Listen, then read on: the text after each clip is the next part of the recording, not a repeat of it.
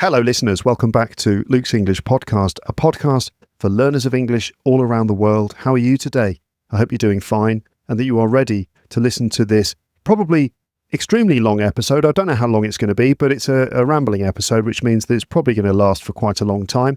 But I invite you to join me and listen to the English language as it flows out of my mouth. That's the idea. Just connect to the English language and let the language flow through you, within you, without you. Just listen to a lot of English, basically. That's the idea. Yes, and I wonder where you are as you listen to this. You're somewhere on planet Earth. I wonder what you're doing. Some of you are listening to the audio version with your podcast app. Maybe you are out and about somewhere in the world, perhaps walking, having a lovely walk, left, right, you know the way it works, walking around a bit, maybe walking from A to B, and then from B to C. You'd never walk from A to C. Why do people never do that? You have to go from A to B, and then you go from B to C. Just go straight from A to C. You don't have to go via B, unless you need to pick something up. Maybe you need to pick something up, in which case, by all means, go from A to B and B to C, and just, have a lovely walk. Maybe you are sitting on public transport, sitting on a bus somewhere in some far corner of the world. A far corner of the world. It seems like a far corner of the world to me, but for you it's the centre of the universe, isn't it? But maybe you're there sitting there on a bus, everyone else around you just commuting, going about their business, and you're sitting in this lovely bubble now that's you've entered this bubble, this zone, the ramble bubble. Oh, that's good. The ramble bubble.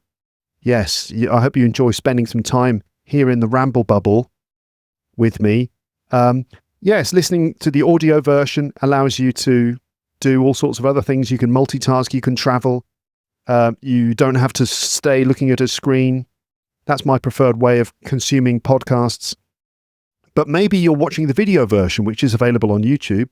If you are, hello, yes, welcome to my face. This is my face. Not only are you listening to the English that I'm speaking, but even subconsciously, even without wanting to, you are making certain judgments about the visuals as well. Some people say they prefer the video version because they can see my body language. They need to see my hands moving. They need to see my eyebrows go up. They need to see my eyebrows go down. That kind of thing. People seem to like the body language, the visual element, which is fine. This is a multimodal thing, isn't it? You don't just listen to words, but you notice the way that the words are being delivered and interpreted through things like body language. But there's probably quite a lot of people who are going, oh, why did he shave his beard? You should have a beard. We want you to have a beard. Don't you understand? And then other people are like, oh, you look younger, and so on and so forth. There's all that stuff as well. But anyway, whoever you are, wherever you are, whether you're listening to just the audio version or also watching the video version of this, you are all welcome to join me and enter into the Ramblezone. That's what I'm calling this episode. The working title for the episode is Rambleman into the Ramblezone. Yes, 2 portmanteau words in the title of this episode with the word ramble. Rambleman into the Ramblezone. I've decided that for these rambling episodes, I'm probably going to use some sort of ramble-based long word in each case, and I've come up with a list of different ramble words. Do you want to hear them? I mean, I'm kind of giving away all the names. I don't know if I'll ever use all of these, but I was having a little sort of brainstorming session, thinking, words with the word ramble. How many words can I create? These are brand new made-up words that feature the word ramble. And we had Ramblecast, which was, I think, the last one. I've done a couple of these already. Ramblemania was the last one, wasn't it? I've done Ramblecast, I've done Ramblemania, but some of the other ones I've got are Rambleman, Dr. Ramble, Ramblethon, like a marathon, but a Ramblethon, Ramblemania, as I said, Ramble Wars, not sure about that one, Ramble Cop, and Ramble Cop 2, Ramblezilla, Ramblesaurus Rex, Rambletronics, which is quite nice, Rambletainment, I think I've used Rambletainment before, Ramblecation,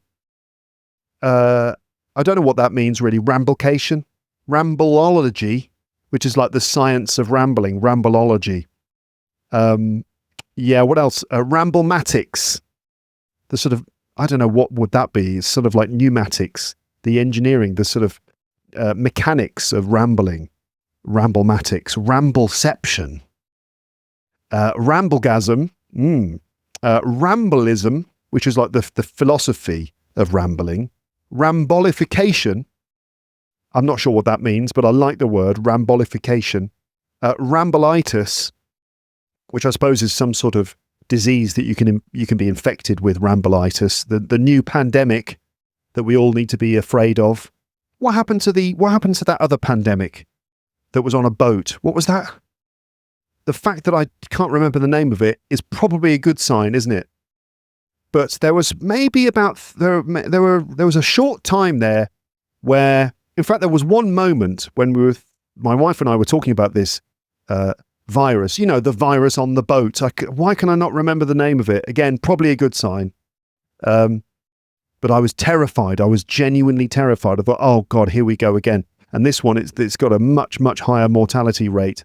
But I Googled it, and it turns out that it's much harder to catch. So hopefully we're going to be all right. The human race is not going to be sort of cut down by about, whatever percentage. Anyway, rambleitis. That will be the new one. That's like COVID-20.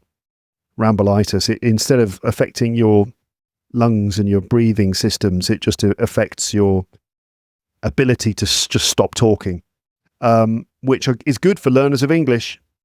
So I don't know where we stand on this rambleitis thing. What else? Rambocalypse. That's obviously another thing to keep you up at night. Like, oh dear, the state of the world today. No one can shut up. We're heading for a Rambocalypse or Ramblepocalypse. Rambletainment, I've used that before. Into the Ramblezone or into the Ramblesphere. I'm not sure which one I prefer. I think I prefer Ramblezone. Into the Ramblezone. Rambocalypse now. Ramble Fighter 2. Super Ramble Fighter 2. Super Ramble Fighter 2 Turbo. Super Ramble Fighter 2 Championship Edition. Why can't I speak? Super Ramble Fighter 2 Championship Edition or Ramble Combat. So there are just some sort of working titles that I've come up with, which I may use for future rambling episodes. But anyway, now, if you are feeling uncomfortable at this point and you're thinking, what is all this about? What is he going on about? When's he going to get to the point? I'll get to the point in a few minutes. But this is a rambling episode, and so this is typical tangents and all the rest of it. That's, if you don't like that about my podcast, if you don't like the moments where the introduction seems to go on too long, or maybe there are too many random tangents and I don't seem to get to any kind of point. If you don't like those aspects of my podcast, this episode might not be for you, because this is just those elements of the podcast put into a bottle and then distilled over 10 years like a fine whiskey, and then served to you in copious amounts, and then we can all get drunk together on this kind of ramble wine, which I've created. That's the idea of this. Okay, I was thinking actually that why not consider this? Why not consider this episode here to be an audiobook? You could consider this to be an audiobook. Okay, so let's call this not a podcast episode, but this is an audiobook. And the reason for that is because I think the expectations are different. Because when you're about to listen to an audiobook and not a podcast episode, you probably, first of all, you would expect to pay for it, right? If you're about to listen to an audiobook, you probably pay for it first. Secondly, if you're about to listen to an audiobook, you probably expect it to be long, like at least 8 hours long. If you've downloaded and paid for an audiobook, you would expect it to be at least 8 hours long, would you not? Anything less than that, and you might think, I'm not getting value for money from my audiobook, which I paid for. This is because we have different expectations from what is essentially the same thing. It's just audio listening material that you can pause and continue whenever you like, right? Audiobook, podcast, it's basically the same thing. So why do people have different expectations from an audiobook and from a podcast? I'm not entirely sure. but nobody ever complains that an audiobook is 2 hours long or 3 hours long. No one ever complains about that. In fact, quite the opposite. You would complain if your audiobook was anything less than about 10 hours long. You're like, this audiobook was great, but it was very short. So this is an audiobook, okay? You can consider this to be an audiobook. And if you feel like you should be paying for this extra value that you're getting from this episode, feel free to sign up for Luke's English Podcast Premium, which will allow you to contribute to the podcast. Or you could donate to the podcast via my webpage, teacherluke.co.uk. Right, now there is a PDF for this one, and I'm going to start reading from that right now. And here we go. So the PDF for this is available in the episode show notes. So let me read through it now. Here it is, Luke's English Podcast, Rambleman, Into the Ramblezone, episode 990 of the podcast. Episode 1000 is coming. I still don't know what I'm going to do. I've got a vague idea. Maybe I'll talk about it later. Anyway, hello. I know I've been talking to you for over 10 minutes, but hello. So here is just a good old-fashioned rambling episode in which I will respond to comments on recent episodes and generally just shoot the breeze, chew the fat, and talk the hind legs off a donkey. Now, if you're not sure what I'm talking about, you're like, hold on, Luke, are you still speaking English? What's all this stuff about donkeys? Yes, I will shoot the breeze, chew the fat, and talk the hind legs off a donkey. If you're not sure what I'm talking about, just hold on. I will explain those expressions in a moment. But during this episode, there will be some bits of English teaching on various language points, responses to recent episodes, correspondence from listeners, one or two little anecdotes, and a whole lot more. So this is a finger ramble. I'm still not sure about that word, a finger ramble. Do you remember what that means? Well, a finger ramble, this means that I rambled this out with my fingers over the last week or so in different locations. Yes, I mean that I typed it. I wrote most of this in advance. And as I've already said, there is a PDF for this. The link for that is in the description of the episode. So I typed a lot of this already, and you will see that the advantage of typing it in advance, of course, is that I'm able to perhaps take a slightly more considered approach to the language that I'm using. Now, whenever I talk to you on this podcast, I'm always teaching you in one way or another, either directly teaching to you or kind of finding some other way of getting language into your head, you know. But certainly when I type it in advance, I'm able to really carefully pick and choose the bits of English that I present to you. And also, when I type it, I can highlight some bits of language as well. So you will see some words and phrases highlighted in a pale blue colour on the PDF. Those are bits of English which you might want to check later in order to broaden your vocabulary. And you will see a detailed vocabulary list at the end of the PDF with all those things explained. So there is a full glossary, a detailed glossary. What a lovely word, a glossary of all of the highlighted bits of English on the PDF. You can check them all out below. You're welcome. So what about the expressions I used at the start? I'm going to shoot the breeze, chew the fat, and generally talk the hind legs off a donkey. So to shoot the breeze and to chew the fat, these are basically synonymous things. To shoot the breeze means to just sort of like make small talk, just make relaxed conversation with friends, probably. So just like talk about everyday things, you know, like the way if you see your friends, you would just talk, oh, what have you been doing? Oh, I've just been, you know, making podcasts and, oh yeah, okay, cool. Did you see the football? Oh yeah, it was good, wasn't it? Yeah, what do you think about the World Cup? Whoa. Don't know about England's chances. Probably going to be Spain. Could be France. France are pretty strong at the moment, but Spain might be the best. Yeah, so we're just shooting the breeze. And to chew the fat is a similar thing. So it's an idiom, right? So you're not literally chewing fat, but you're just talking, just chatting. Okay, shooting the breeze, chewing the fat. And to talk the hind legs off a donkey just means to talk a lot, talk a lot.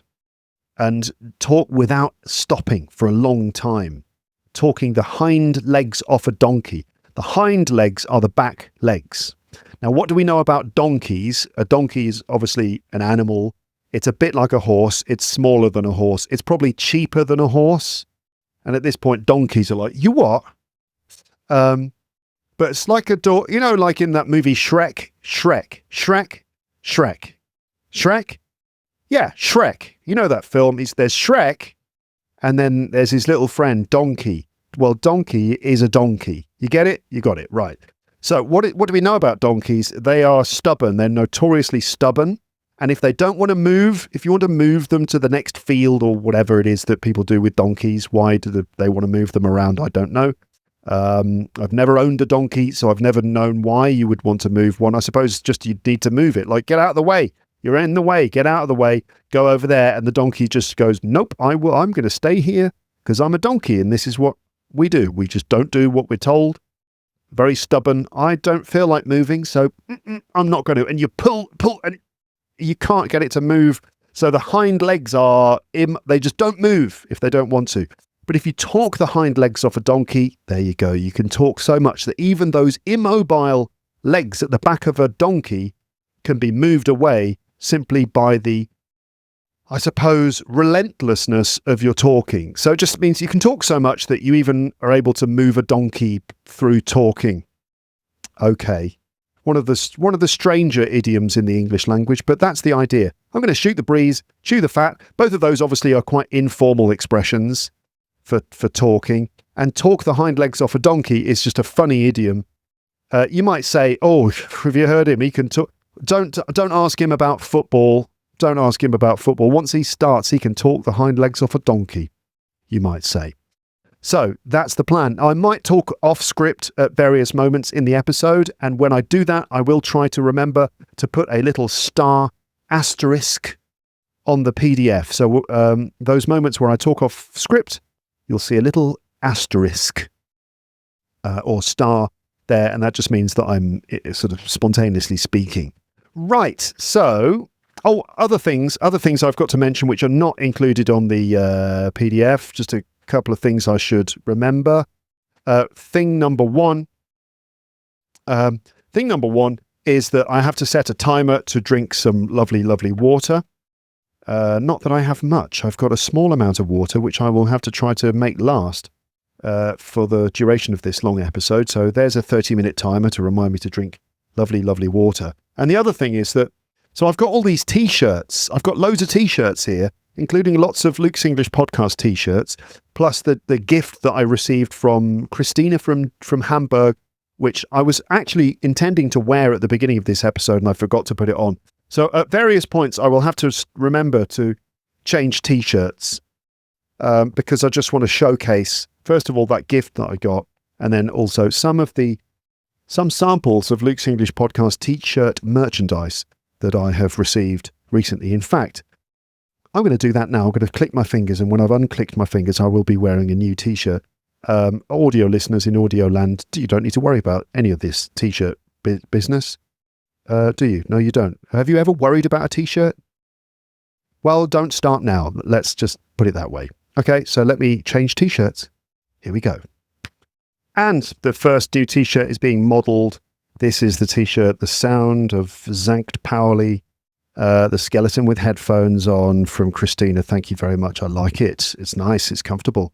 Right, so let me continue. A recent email I got. So I'm going to start in perhaps the most counterintuitive way, listeners, by sharing an email from a disgruntled listener, which sums up my most common criticisms. I mean, the criticisms that people usually have of me and my podcast. So an email from a disgruntled listener. The other day, listeners, someone cancelled their premium subscription. Yeah. Now, whenever this happens, I get an email. And boy, that is a tough email to receive, let me tell you. It says, the email, every time anyone cancels, it says, name or email address has cancelled their premium subscription. And often there's a reason given because the poor, unfortunate person who's decided to cancel is given the option to give a reason. It says, name has cancelled. And there's a reason given. Now, obviously, when that happens, it is a very bad day, a very sad day. And I usually need to sit down, have a minute's silence, and there's usually a big line of soldiers in uniforms with white gloves on who fire rifles into the air 3 times. And then I need to just weep for a while and pick myself up and desperately just try to carry on with my life. That's what normally happens. So when it happens, I get an email, and whoever has cancelled, I mean the poor fool who's taken a huge wrong turn in their life, they get the opportunity to give a reason. Now, some lovely people write things like this. They write, "I love the content, Luke. Thank you for your hard work, but I just don't have time at the moment, but I hope to come back soon." Some people also say, "I couldn't connect the feed to my podcast app, which is a pity. I don't really understand why people have technical problems, but anyway." But some people write, something positive when they leave. And thank you for that. That's the spoonful of sugar that helps the medicine go down. It's the spoonful of sugar that helps the medicine go down. Thank you. So thank you if you do that. You leave with grace. You leave with class. Now, you can criticize my work as well if you want. Don't get me wrong. You can criticize my work if you want, but I do appreciate the respectful effort to ease me to the floor gently. Understand?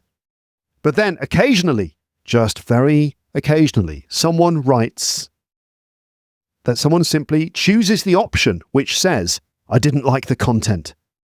And I scream into the void. And I say, "Why didn't you like it?" Because they never say, they just say, "I didn't like the content." Like, what? And then I just have to move on with my life. I just try to, nurse myself back to normality and move on with my life, right? But then, more occasionally, someone will say exactly why they didn't like it. Such as this comment which I received just the other day. It went like this: "Blah, blah, blah has cancelled. Reason for cancelling, some other reason." And then additional comments. Here we go. Additional comments with this: "He talks too much and takes too long to get to the point. Between the lengthy introductions and the constant tangents, it's a waste of time. These sessions could easily be cut down to 20 minutes. Yeah, ouch. It stings. It does. It still stings. So this is a premium subscriber as well, right? And I always try to cut out too much rambling from premium episodes, but maybe they're talking about free episodes. Who knows? But what can I say? In any case, I think that now, with that comment in mind, surely it is time now to embark. And it still feels like the introduction. I'll talk about that in a moment. But now, with that comment in mind, it is time to embark on a classic rambling episode of this podcast. And I will certainly make every effort to talk way too much, to take as long as humanly possible to get to the point, to ensure that the introduction makes up approximately 99% or even 100% of the episode's length, and generally waste as much of everyone's time as I possibly can, while somehow forcing everyone to keep listening against their will. Okay, so if you are the sort of person who thinks that all of this could just be wrapped up in 20 minutes and that I never get to the point, that my introductions go on forever and that there are too many tangents, maybe you are right. Maybe you're right. Fair enough. I hold my hands up. You got me. It's a fair cop. Now take me to jail.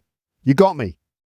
But if you are one of those listeners who loves this podcast precisely for those reasons, that they're long, that I give loads of details, that I allow room for tangential moments, and that the point is this elusive thing, which is always just beyond our reach, then I suppose this is the podcast for you.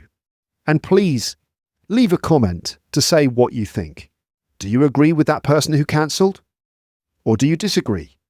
Now, of course, I do get a bit hurt by an email like that, I'm only human.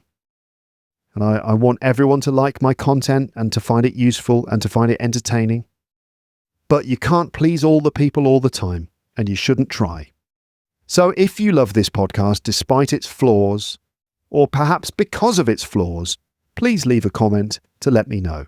And if you don't like it, that's okay. It can't be for everyone. Have a lovely life. Or maybe you have other reasons for cancelling your premium subscription, like this person who also cancelled the other day, and I got this email. It said reason for cancelling, some other reason, additional contents, additional comments. I like your teaching, but I'm old. Okay, that's fair enough. I understand. It's a pity, but I understand. There are many reasons. So anyway, now, with all that in mind, let's commence this rambling episode properly, with gusto, with absolutely no intention to get to whatever point that other person thought was going to arrive at within 20 minutes. And I want to invite all Lepsters into this moment right here, right now. Let's, once again, make English happen. And here we go. In fact, it has been happening for the last 25 minutes, but let's make English happen. No pressure. Here we go. So this is a podcast for learners of English, of course. It is on all podcast platforms and on YouTube. But yes, it is a podcast for learners of English as a foreign language, adult learners of English as a foreign language. And I say that because it seems that the YouTube algorithm, I'm talking about YouTube now, which is heavily, what's the word for it? Heavily sort of directed by the algorithm. The YouTube algorithm has been recommending my videos to native English speakers. Shock horror. Yes, the YouTube algorithm has been pushing my content towards native speakers. And the thing is, native English speakers don't quite know what to make of my episodes. They don't know what's going on. And I keep getting comments. People keep commenting things like this. YouTube, I know how to speak English. Or, why does this keep getting recommended to me? Or even, can you do stories without explaining everything? Or, why do you keep stopping to explain words? Just tell the story. Or, from American listeners, and most of these comments are from the United States, I think, like people say, who is this British guy? Who is this British guy anyway? British, yeah. I mean, they write British, but I imagine in my head, I could just hear them saying, British. Who is this British guy? British, like Briddish. Who's this British guy anyway?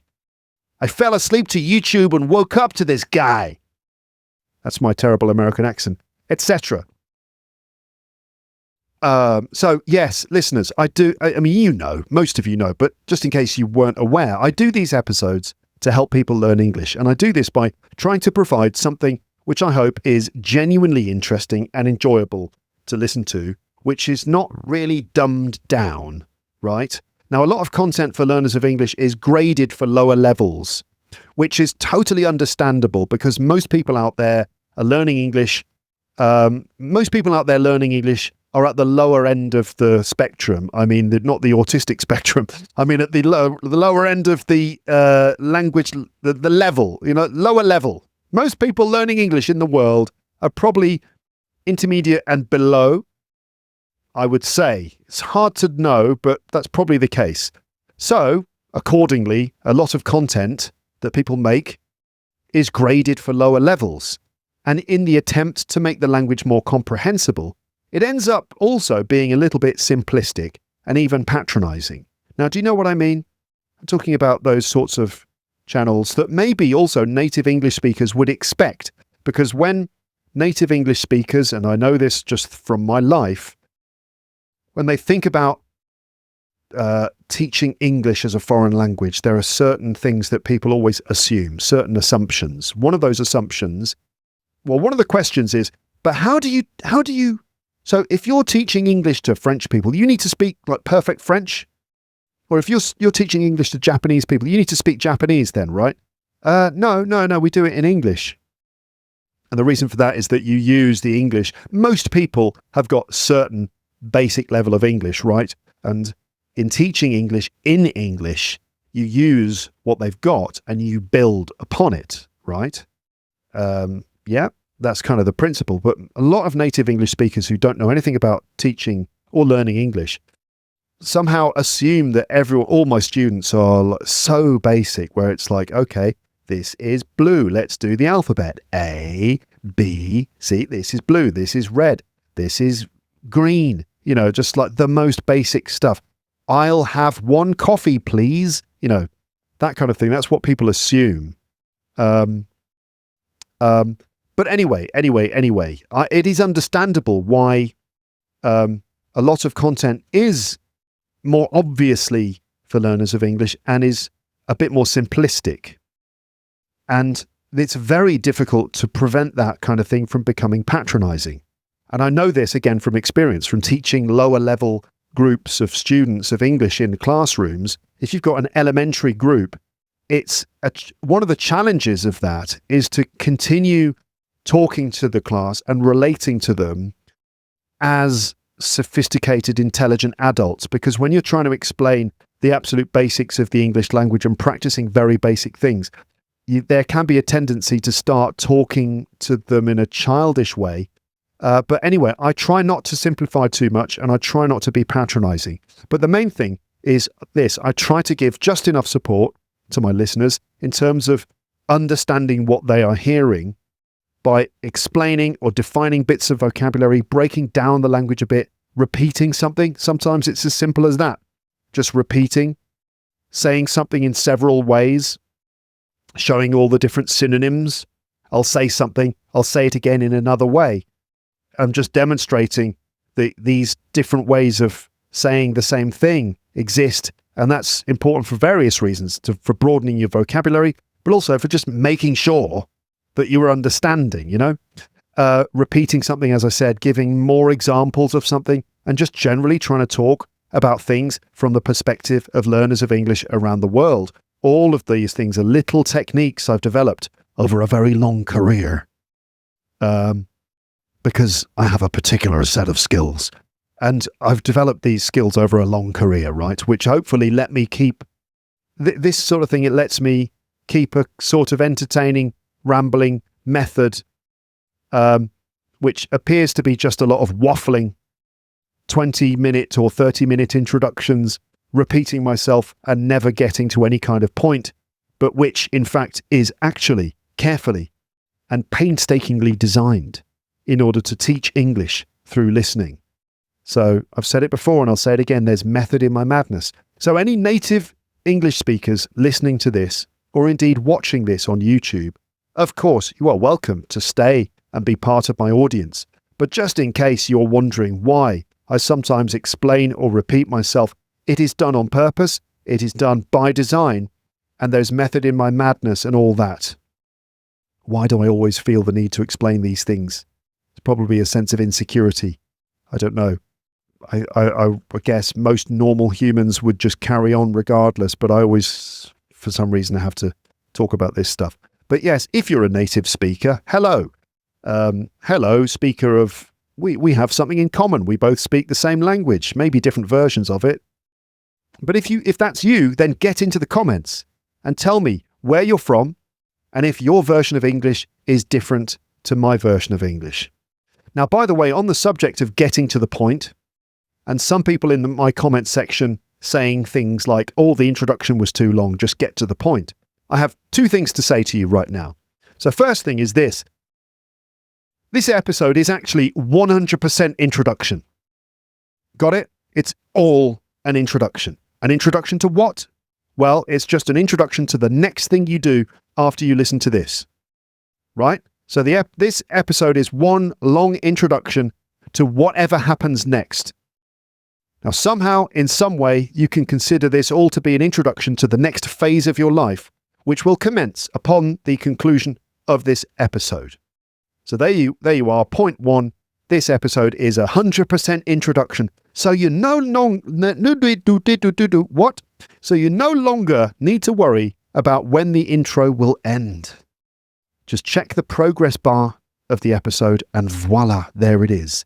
But also, you can just lift that pressure off yourself and just think, that's such a relief. There's no sense of like, where's this leading to? It's all right. Just take a breath.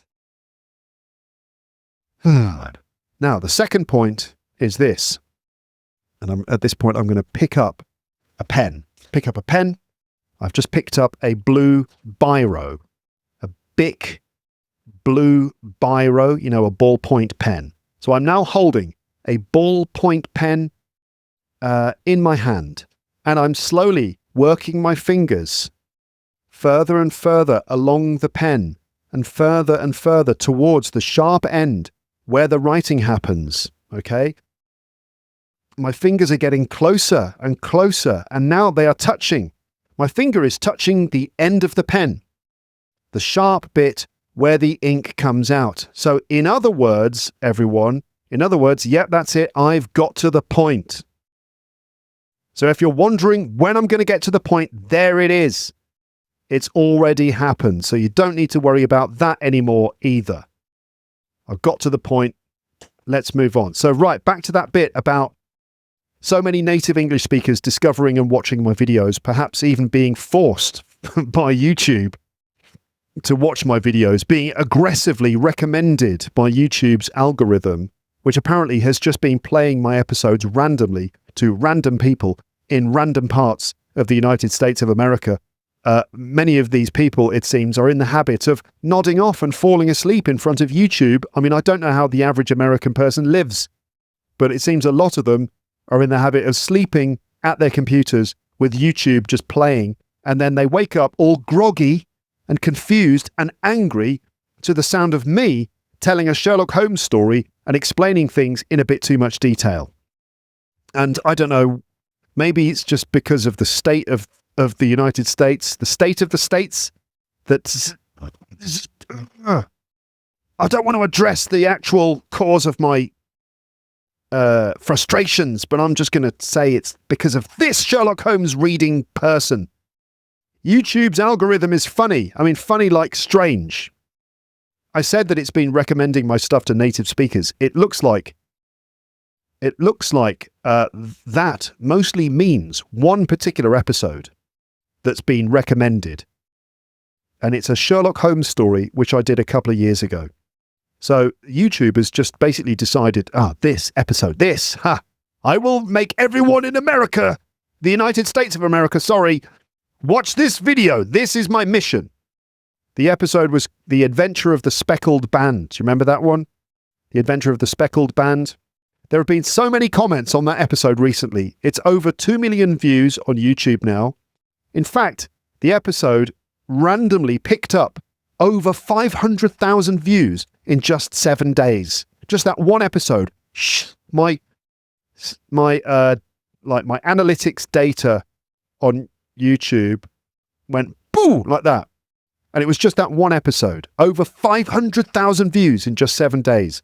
Why did the algorithm suddenly decide to recommend this particular video to loads of new people, including what looks like loads of native English speakers in the USA? Maybe it just decided that they needed to be educated in the ways of British English, and I was the one to do it.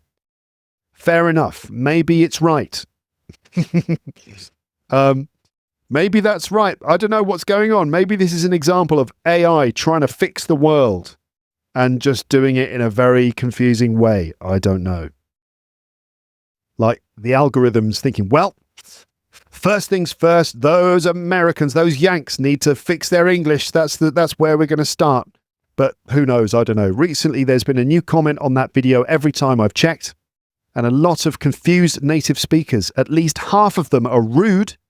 Like, why the frick do you keep stopping the story to explain words I already know? And I fell asleep in front of YouTube and woke up to this. Who is this British guy anyway? And things like that. Other comments are lovely. It's not all mean and rude. A lot other comments have been very nice. Like, I actually already speak English, but I love this, which is nice. So anyway, what's been going on there? I've no idea. It's a bit of a mystery. Unfortunately, Sherlock Holmes can't solve this one because he doesn't exist. Sorry to break it to you. I think I'm going to change my t-shirt again. I feel like changing my t-shirt. This is lovely. I like this one. The Sankt Pauli t-shirt from Christina in Hamburg, a gift. And it's a double whammy because it's a skeleton with headphones on. And also Sankt Pauli is the district where the Beatles stayed in Hamburg in the early days of their career. That's where they cut their teeth. So lovely gift, but I'm showcasing t-shirts, so I'm going to move on to another t-shirt now. Here we go. And this next one is it's a classic Luke's English Podcast t-shirt with the Luke's English Podcast logo over like in the position of the breast pocket, in a lovely teal kind of colour. I like this one. Available now from teacherluke.co.uk/merch. That's where you can get all of your Luke's English Podcast t-shirts and mugs and other things. Let's move on to the next point. Recent episodes. Now, you've had all your favourite guests, haven't you? You lucky people. Both parents, my mum and my dad, my wife, admittedly in a premium episode, my daughter, my brother James, Amber and Paul, Kate Billington, although that is coming in the next episode, little sneak preview. But you've had all your favourites, haven't you? Are you not entertained? Now, responses to recent episodes coming up later in this episode. Now, I just want to say well done to you. Well done if you have managed to listen through all the recent episodes that featured me in conversation with guests. Right? If you've listened to all of those recent episodes with guests, well done to you. I know those ones are more difficult to follow. I know what it's like to listen to a fast conversation between other people in a foreign language. Sometimes it's exhausting. So well done for sticking with it, despite what I expect is quite a lot of struggle. I do think the rewards are that you become more and more familiar with the spoken word, right? And you pick up more English. So that's the reward. But I understand listening to conversations in English, listening to episodes with guests on my podcast is, I think, significantly more challenging than listening to episodes where I'm on my own. But I think it's very important that I feature those sorts of episodes. Now, episodes when I'm on my own are a lot easier to follow, right? So I hope this one that you're listening to now is a pleasure, as you are able to follow each and every word, and you know that it's all being addressed directly to you. I was thinking again the other day after I got an email from a Lepster who is attending a language school in the UK at the moment. He said that he realised that listening to my podcast had given him an inbuilt sense or intuition about English. So he was studying at a language school in England, in Liverpool. Right. In Liverpool, he'd be studying English in Liverpool, like, and I guess doing various exercises and stuff like that. And he realised that he just knew the answers. He had this inbuilt intuition about vocabulary and grammar, right? And he realised that. He said that to me. He said, I think it's thanks to listening to your podcast a lot. Now, I've said it before, and I will say it again. Listening a lot to episodes like mine, other podcasts are available, but listening a lot is bound to fill your head with things like common word combinations, phrases, grammatical structures, etc., to the point that you just know when one word follows another, and that instinct is definitely the best kind of grammatical knowledge you can have about English, where if you do a Cambridge exam, for example, reading and use of English, you just know what the missing words are in a text without having to apply some other kind of consciously learned rule. Now, I'm not saying that that kind of knowledge is the only kind you need. You also need to study English too, looking at the rules or patterns of grammar and applying your intelligence to working out how the language works based on what is written in grammar books, etc. But it is the combination of these things that helps you. Getting that inbuilt intuitive sense of English plus a kind of a more considered approach to studying through materials like grammar books and things like that. And if you're thinking, Luke, what grammar book do you recommend? I usually recommend something like Raymond Murphy, English Grammar in Use, the blue one. It's just a solid standard grammar book which will give you the basic, most important and some pretty advanced structures, which is a kind of a pretty good map of English. But you could go through that entire grammar book and do all of the exercises and even do them again and again until you get them right. But then converting that kind of knowledge into a sort of working ability to do things in English is a different story. And I think that connecting with the spoken English and on a meaningful level, listening and following and understanding and maybe being moved or amused by what you're listening to is also a vital part of feeding your English in a natural kind of way. But surely it's a combination of the two, sort of active study and more passive consumption of the language. So, for example, I'm now going to give you a sample of FCE, that's the Cambridge First Certificate of English exam. I'm going to give you a little sample of the Reading and Use of English Part 2 paper. In this paper, what you have to do, yes, we're going to do it now. We're going to do it now, listeners. Yes, are you ready? Normally that would take you about 10 minutes in the exam. And you get a text and some little words are removed. And they're normally little grammar words. It could be prepositions. It could be different types of pronoun, maybe auxiliary verbs, or other little words that are more, they have more of a grammatical function, usually. Oh, that's my reminder to drink some water, which I will do. I will do now. So, yes, we're going to go through the Reading and Use of English Part 2 paper from FCE. Okay, just let me have a little drink of water. Yes, from a plastic bottle. I'm sorry, everybody.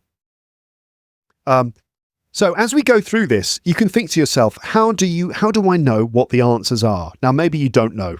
Fair enough. But when you do know, you can think to yourself, how did I know that? Now, where does your knowledge come from? For example, if I say, what could I say? Just think of a random bit of English. It depends the weather. Are you going to play football tomorrow? Don't know. It depends the weather. Maybe this is a bad example because so many people get that wrong. It's such a common error. Okay, I'll explore this. So it should be, it depends on the weather. Depends on the weather, right? Not depends of. If you said it depends of, no. That's because that's what you do in your language, your first language. And that's the thing, isn't it? That most errors in grammar, vocab, pronunciation are as a result of influence from your first language. Sometimes your first language whispers in you, it depends of. Yeah, definitely. That's your first language telling you that, but it depends on. It depends on the weather. Depends on the weather. Now, a lot of you will have thought, well, of course, it depends on. I just know that. Where does that knowledge come from?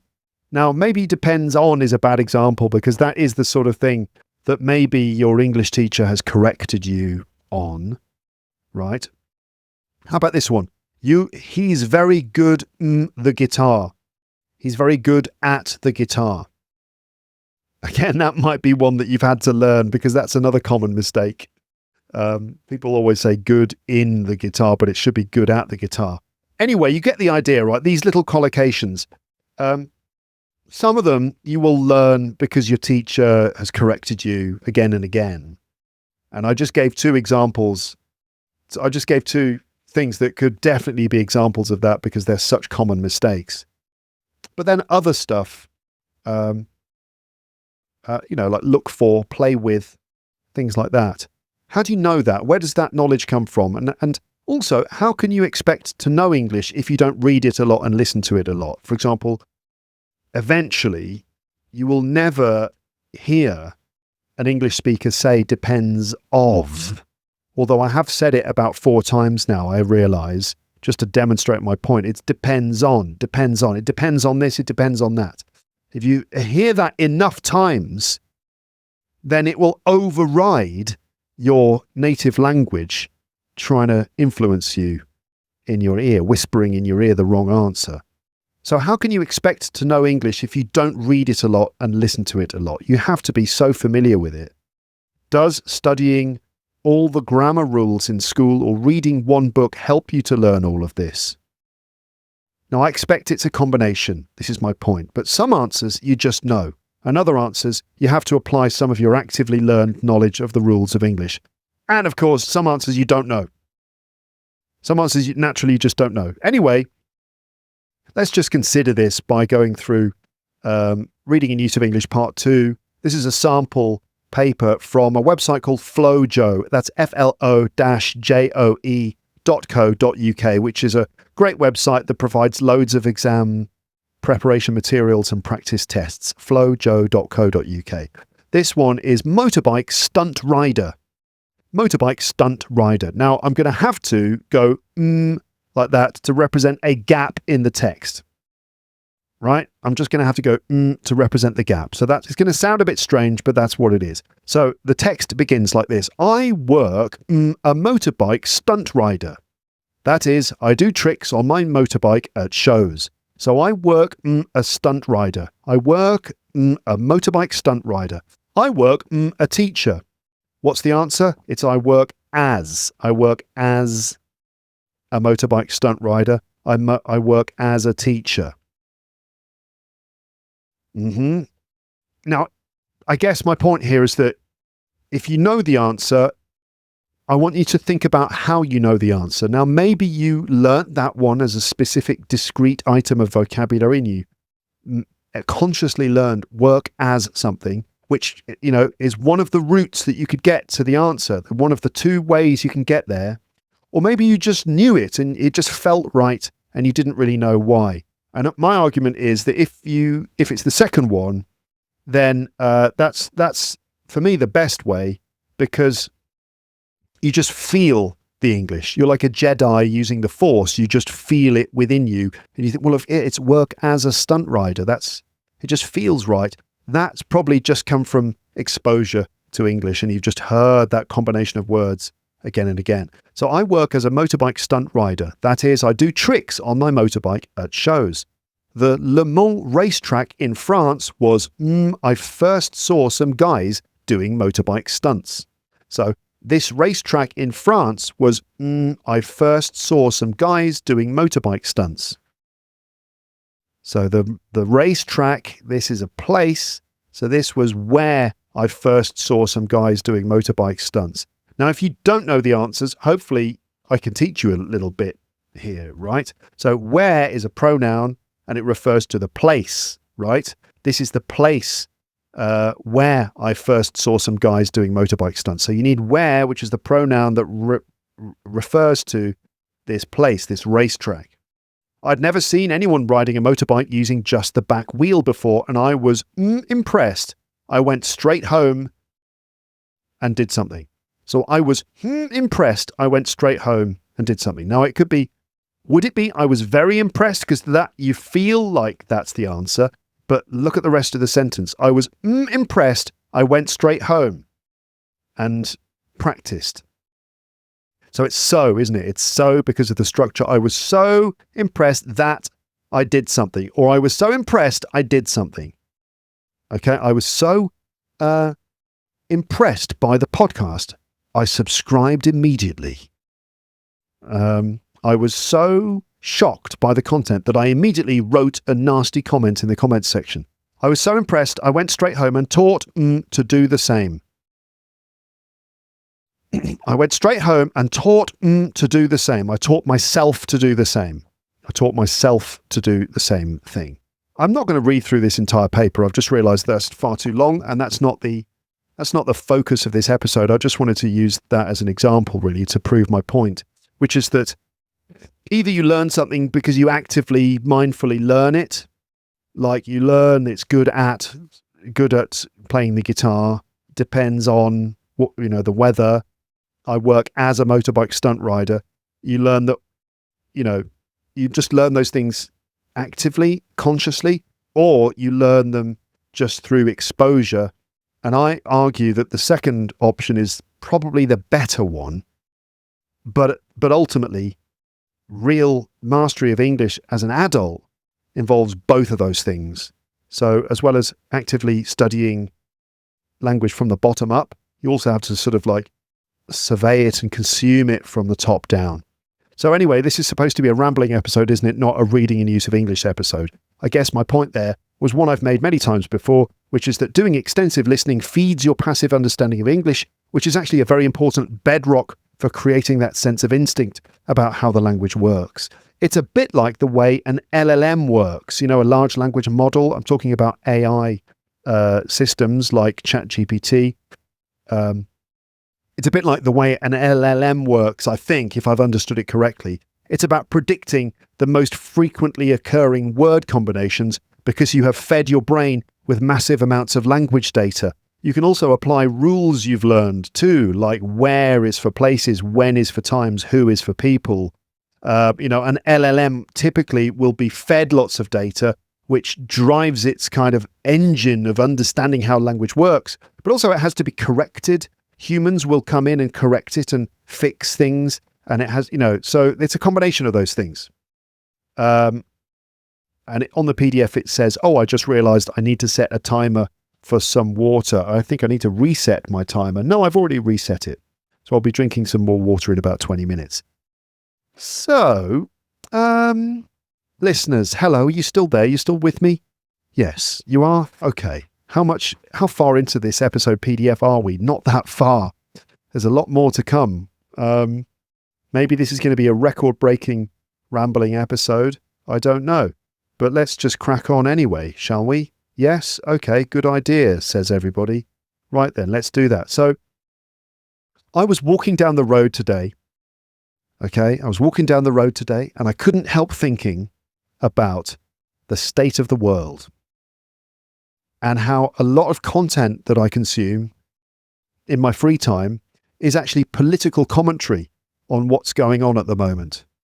And I rarely talk directly about these things on this podcast, but I must say the world outside is absolutely bonkers, isn't it? It's mad. Whatever direction you look, east, west, north, south, it's all gone pear-shaped, hasn't it? Or at least that's how it feels.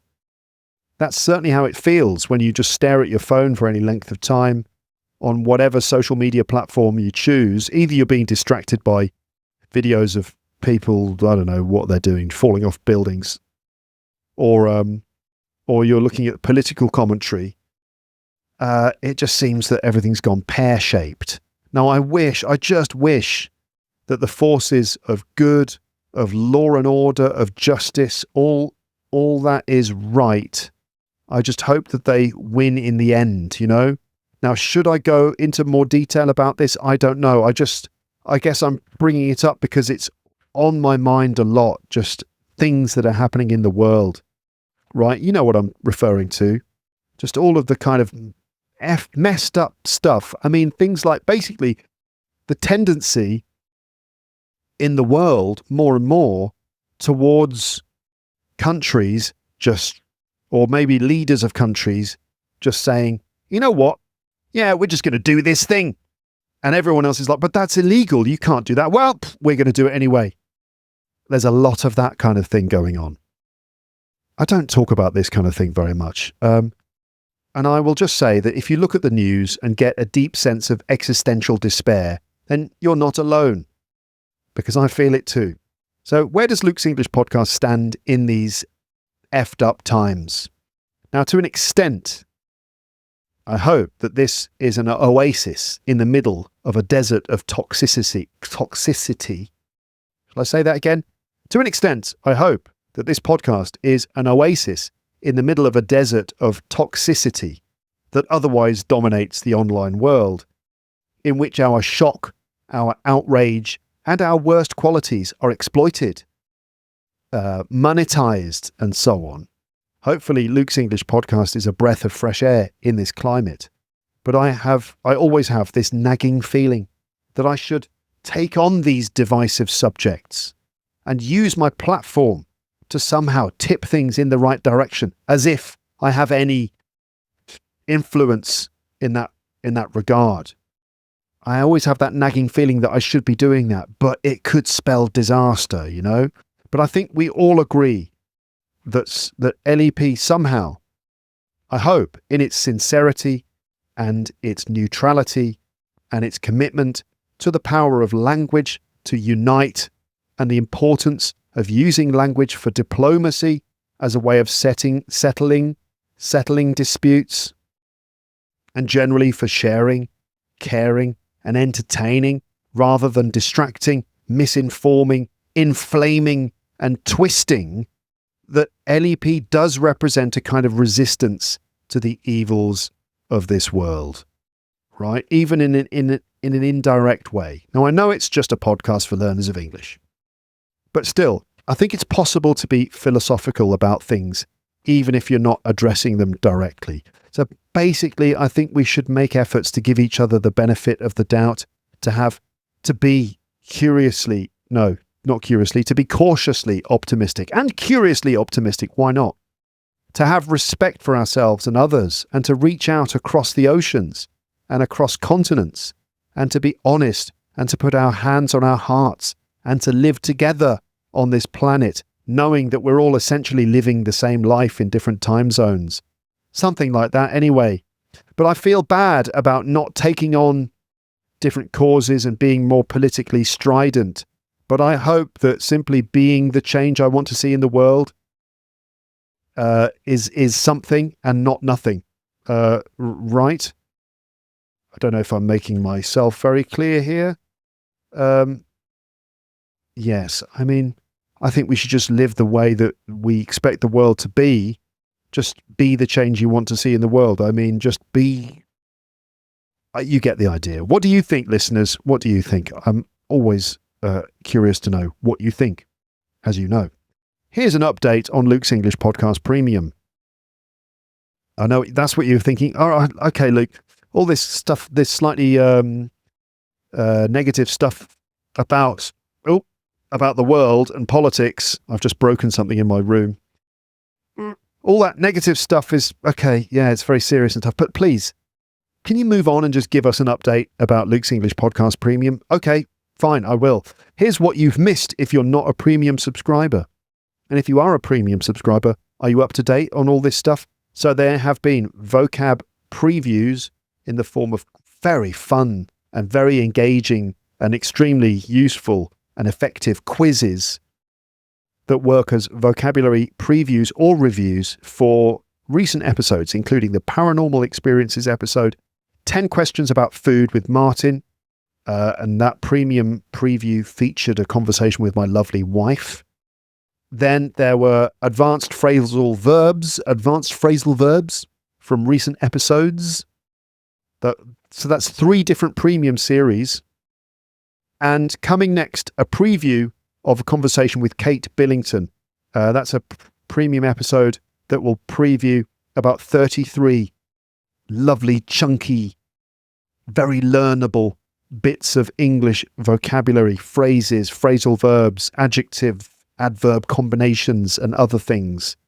A lovely preview of the next episode, the next free episode, which is going to be with Kate Billington. So there's a premium preview of that coming up as well. And I promise to do my best to get to the point in premium episodes. So that's what you've missed if you are not a premium subscriber. All that lovely extra content, which is designed to really help you learn English through my podcast. I present English to you in my episodes, and then I break it down like that in my premium episodes, and basically do various things to just give you a helping hand, to help those bits of English stick in your brain so you can notice them, you understand them, you remember them again, and then you use them in a controlled way and use them in a more fluid way with, by actually saying them out loud with personalized examples. There's pronunciation practice where you can repeat after me with episodes designed specifically to help you shadow and repeat after me, with lots of help with things like sentence stress, word stress, weak forms, connected speech, and all that stuff. teacherluke.co.uk/premium to get started. Here are some new rules for the podcast. New rules. Now, I'm always thinking of how I can improve this show for my audience. And here are a few conclusions I've come to after mulling over a lot of things lately, with the help of some regular commenters in the comments section, including, but not limited to, Pierre, Bernard, Atto, Solo, Nick, and Mra. So I've had lots of comments from listeners on the website recently, and those things have helped me to mull over things and I guess establish a few new rules. Now, rules are meant to be broken, right? Are they meant to be broken? No, they're not. That's a silly thing to say. Rules are meant to be followed. They're meant to impose restrictions that are supposed to be followed. That's a stupid thing to say. Rules are made to be broken. No, they're not. They're made to be followed. That's why they're written. If it says no smoking, that was put there because you're not allowed to smoke, and people, that's the whole point. Anyway, I say new rules. I might break those rules, okay? But anyway, here are some considerations for ways that I can perhaps just make some little changes to the podcast just to try and make it better. Intros and outros for conversation episodes. So introductions and ending bits for conversation episodes. So the intros should tell you important things to help you understand the conversation which is coming. And sometimes I don't do an intro. Sometimes I do an intro that's apparently too long, where I go into too much detail. And then sometimes I don't do any intros at all, like the episode with Amber and Paul recently, the Insane Facts episode. There was no introduction to that. We just jumped straight into the episode. And a few other episodes have been like that recently. I'm trying to get straight into the content. But then I was reminded that actually those introductions can be very useful as a way of just preparing everyone to listen. So intros should keep it short and sweet, but they should tell you important things to help you understand the conversation which is coming up. But I will try to keep the intro length in check. Also, they should give you some bits of language to notice. So like, see if you can notice these little phrases. Maybe I can point out just 3 phrases that you could try to notice from the episode. That should be the function of an introduction to a conversation episode. In terms of the ending parts, the outros, these should give a short report of the episode, summarizing some of the main points, and I can explain some bits of language that came up. Now, the ending part should be there to provide a meaningful kind of conclusion to listeners who perhaps struggle to follow the whole thing. For example, again, the Amber and Paul episode, which for me was like one of the best Amber and Paul episodes for a long time. The Insane Facts, some of that stuff was just wonderful, I have to say. And I chose to put it all up with pretty much no intro. There was no intro, and I think there was no ending. And I feel like maybe I left some of my listeners a bit stranded. They're like, I need closure on this. I think it would probably be very helpful if I could explain a lot of the things that happen in an episode in the ending part. So I could give a short report of the episode, summarizing some of the main points. Bit difficult when an episode is 2 hours, but there it is. And I should explain some bits of language that came up without turning it into a full premium language review. Now, episode length, this is based on the comments on the website. Episode length should not be a factor, but intro length should be curtailed. Now, Pierre's way of putting it, so Pierre is one of the regular commenters in the comment section, a member of the comment section crew at the moment. His way of putting it is this. Think of it like this: starter, main course, dessert. So keep the starter light, and it should be a sort of an amuse-bouche, something to stimulate the palate and prepare the taste buds for the main course, which is the conversation that you can sink your teeth into. And then the dessert can be quite rich and substantial too, and should also allow you to digest the main course more easily. I don't know if that's actually what a dessert is there for. Is that, I mean, like a chocolatey dessert, is it designed to help you digest the main course that you've had? I don't think so, but anyway. Also, I don't know to what extent the starter main course analogy really works, but does it surprise you that Pierre, who came up with this entirely meal-based analogy, is French? What a surprise that he has to put it in terms of starter, main course, dessert, and cheese. Maybe there could be cheese somehow, but you don't end with the cheese. Anyway, there are some new rules which I will probably follow in terms of intros and endings, essentially to try to, what's the word for it? This is a word I can never remember. What do people do in museums? There's the work that's presented, the artist is presented, and then there's the guy who runs the museum and chooses what work is put into the museum. Here's the, I can't remember. Let me check. That's it. The curator. So the intro and outro should curate the content, meaning present it and do what's necessary to help you really get the most out of it, you know? Okay, right. Let's move on to the next section, which is laughter lift jokes. The comedy corner. So let's take a moment to enjoy a little diversion into the comedy corner, thanks to some jokes which I shamelessly pinched from a section called The Laughter Lift in Kermode and Mayo's Take, one of my favourite podcasts. They have this section called The Laughter Lift where they tell dad jokes, and it's lovely. And in recent rambling episodes, I have shamelessly stolen some of their jokes for my own version of The Laughter Lift, which I call Comedy Corner. Yes, this is the Comedy Corner. Now, normally, at this point, I would have a little bit of music. But you know what? I don't have any music today because I'm operating on lower production values on this particular day. But now, let's slump in the Comedy Corner and enjoy some silly dad jokes, which I will then dissect. Are you ready? Here we go. Okay, I just made up my own stupid jingle for the Comedy Corner. So here comes the first joke. So, what is made of leather? What is made of leather and sounds like a sneeze? What's made of leather and sounds like a sneeze? A shoe. Yes, a shoe. Bless you. Okay. Welcome to the Comedy Corner, everybody. There are tea and coffee making facilities over here if you would rather just make yourself a hot beverage and ignore these stupid jokes. So, I went to my local video shop. Yes, my local video shop. There's still a local video shop in my area. They rent out VHS video cassettes. So I went to my local video shop and I said, "Can I borrow Batman Forever, please?" And the man said, "No, you'll have to bring it back tomorrow." I went to my local video shop and I said, "Can I borrow Batman Forever?" And he said, "No, you'll have to bring it back tomorrow."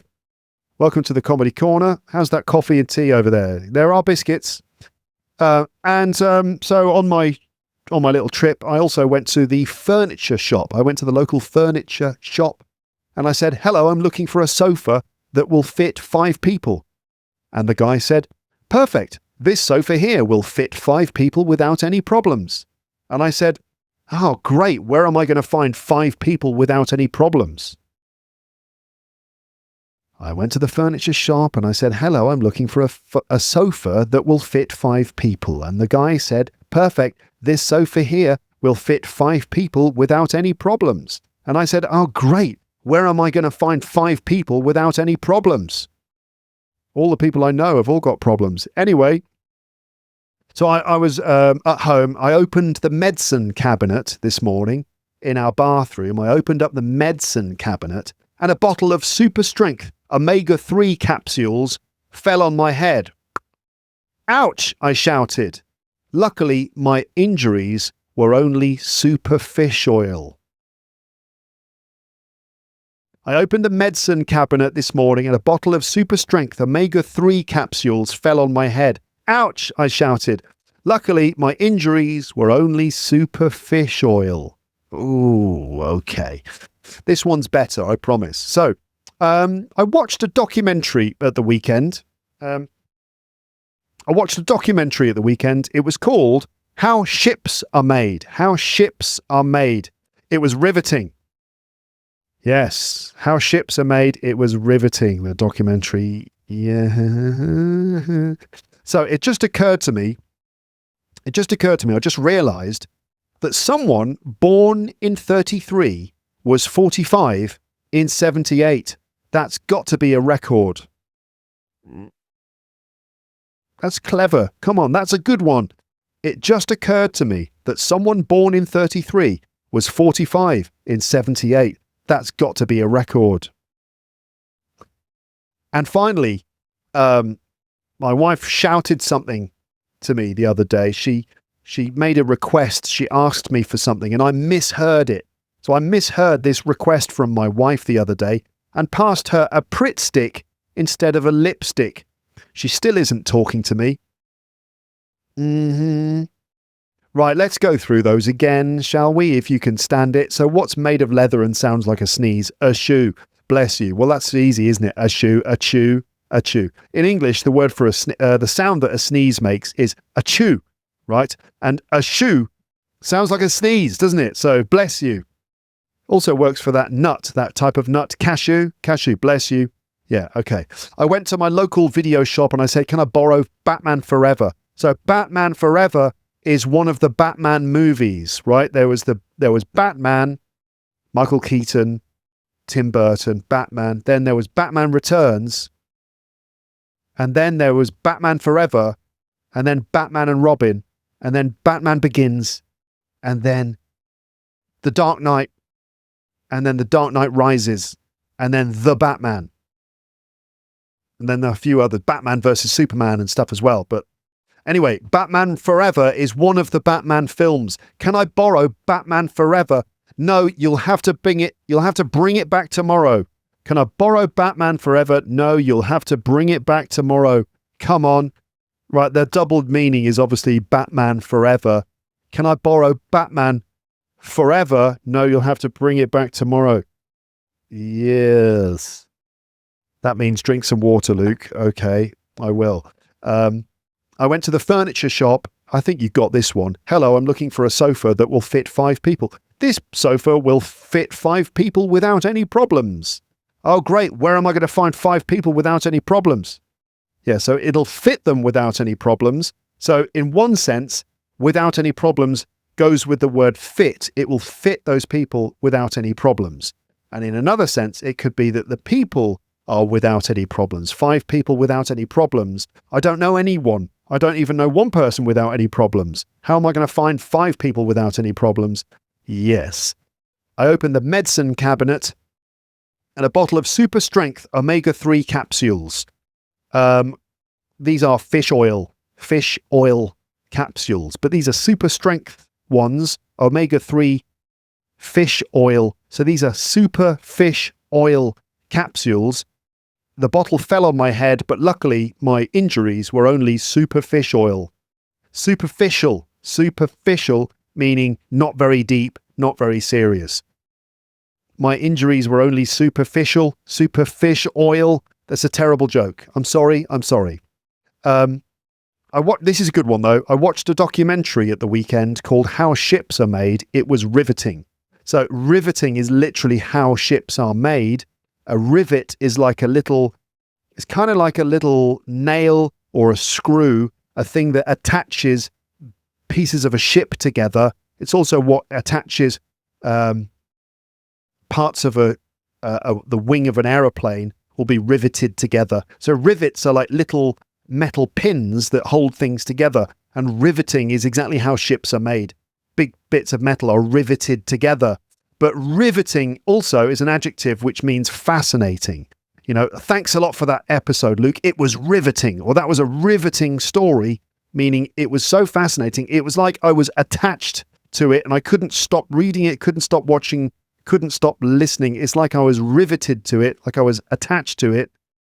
It was riveting, but I watched a documentary called How Ships Are Made. It was riveting. So it was both fascinating, but also riveting is how ships are made. So that's a good joke because it works on both levels equally at the same time. This is also a clever one. It just occurred to me that someone born in 33 was 45 in 78. And it's true, if you were born in 1933, you would be 45 in 1978. But 33, 45, 78, these are all different speeds that vinyl records are played at. These are all different types of vinyl record. A 33 is like an LP. A 45 is a 7-inch single. And a 78, that's a very old-fashioned vinyl record from the old days.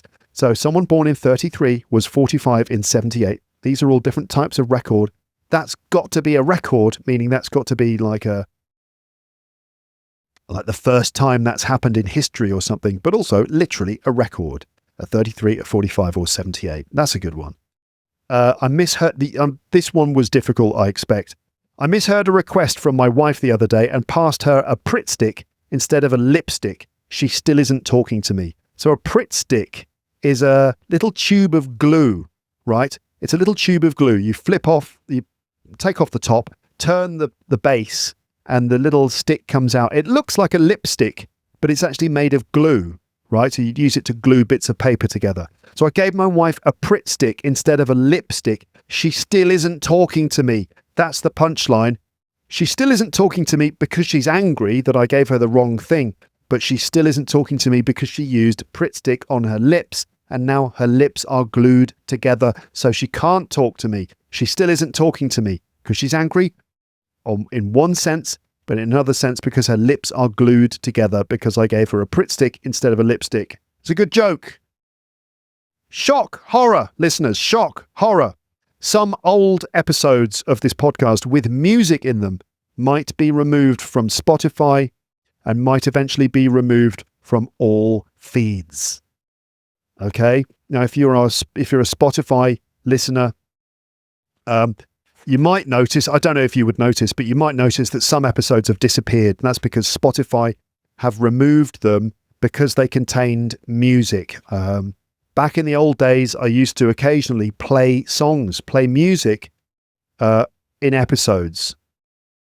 Right, so some episodes have been some episodes have been removed from Spotify, and they might be removed from everywhere at some point. So download them now if you want to keep them. If you want to listen to them, download them now. They're all available on the website in the episode archive at teacherluke.co.uk/episodes. And which episodes am I talking about? Now, there are lots of episodes that have bits of music in them, I'm afraid. But the specific ones I'm talking about that I've learned are being removed by Spotify are Misheard Lyrics number 1 and Misheard Lyrics number 2, and they are classic episodes. That's where I go through lots of song lyrics from different songs and explore songs which are commonly misheard, like the famous Jimi Hendrix, "Excuse me while I kiss the sky." Is he saying kiss the sky? Or is he saying kiss this guy? Excuse me while I kiss the sky. Kiss this guy, kiss the sky. The episodes are full of commonly misunderstood, misheard lyrics, and some of them are really, really funny as well. So check them out if you haven't, and download them if you want to before they disappear entirely, because I do play a lot of different sections of songs in those episodes. Misheard Lyrics, number 1 and number 2. Also, the Marooned with My Music series, which is my version of the BBC radio programme Desert Island Discs.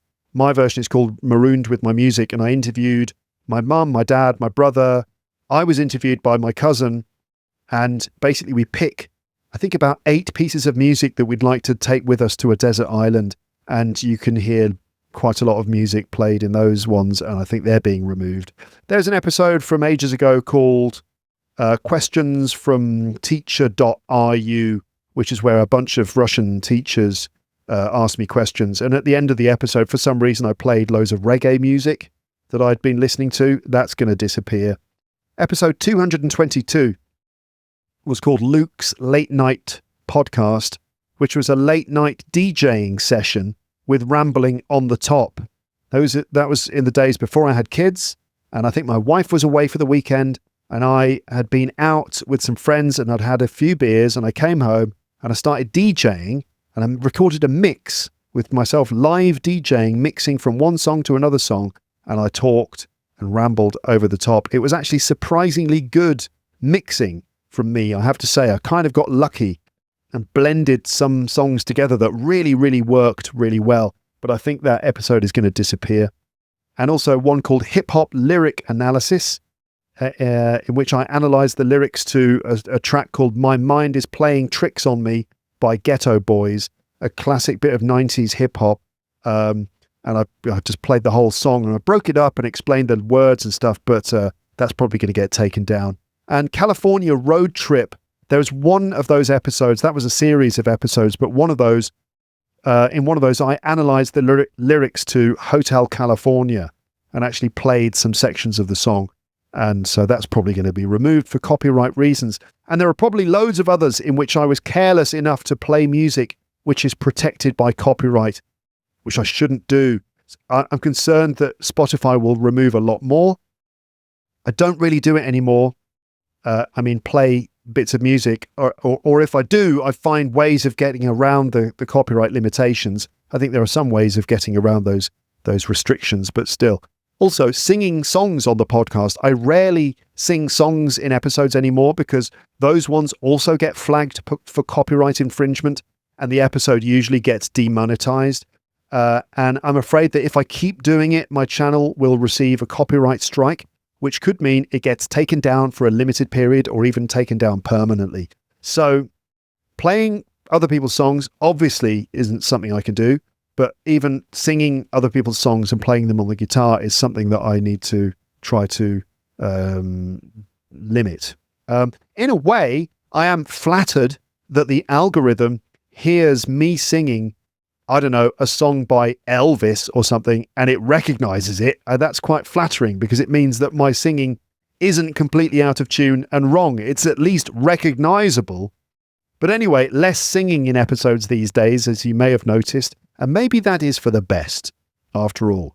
The other day, I happened to hear myself in an old episode singing, and it wasn't great. Now, I know we generally hate to hear the sound of our own voice, but, well, I didn't enjoy hearing the sound of my own voice, so that's that. So maybe it's for the best. Now, some listeners will disagree.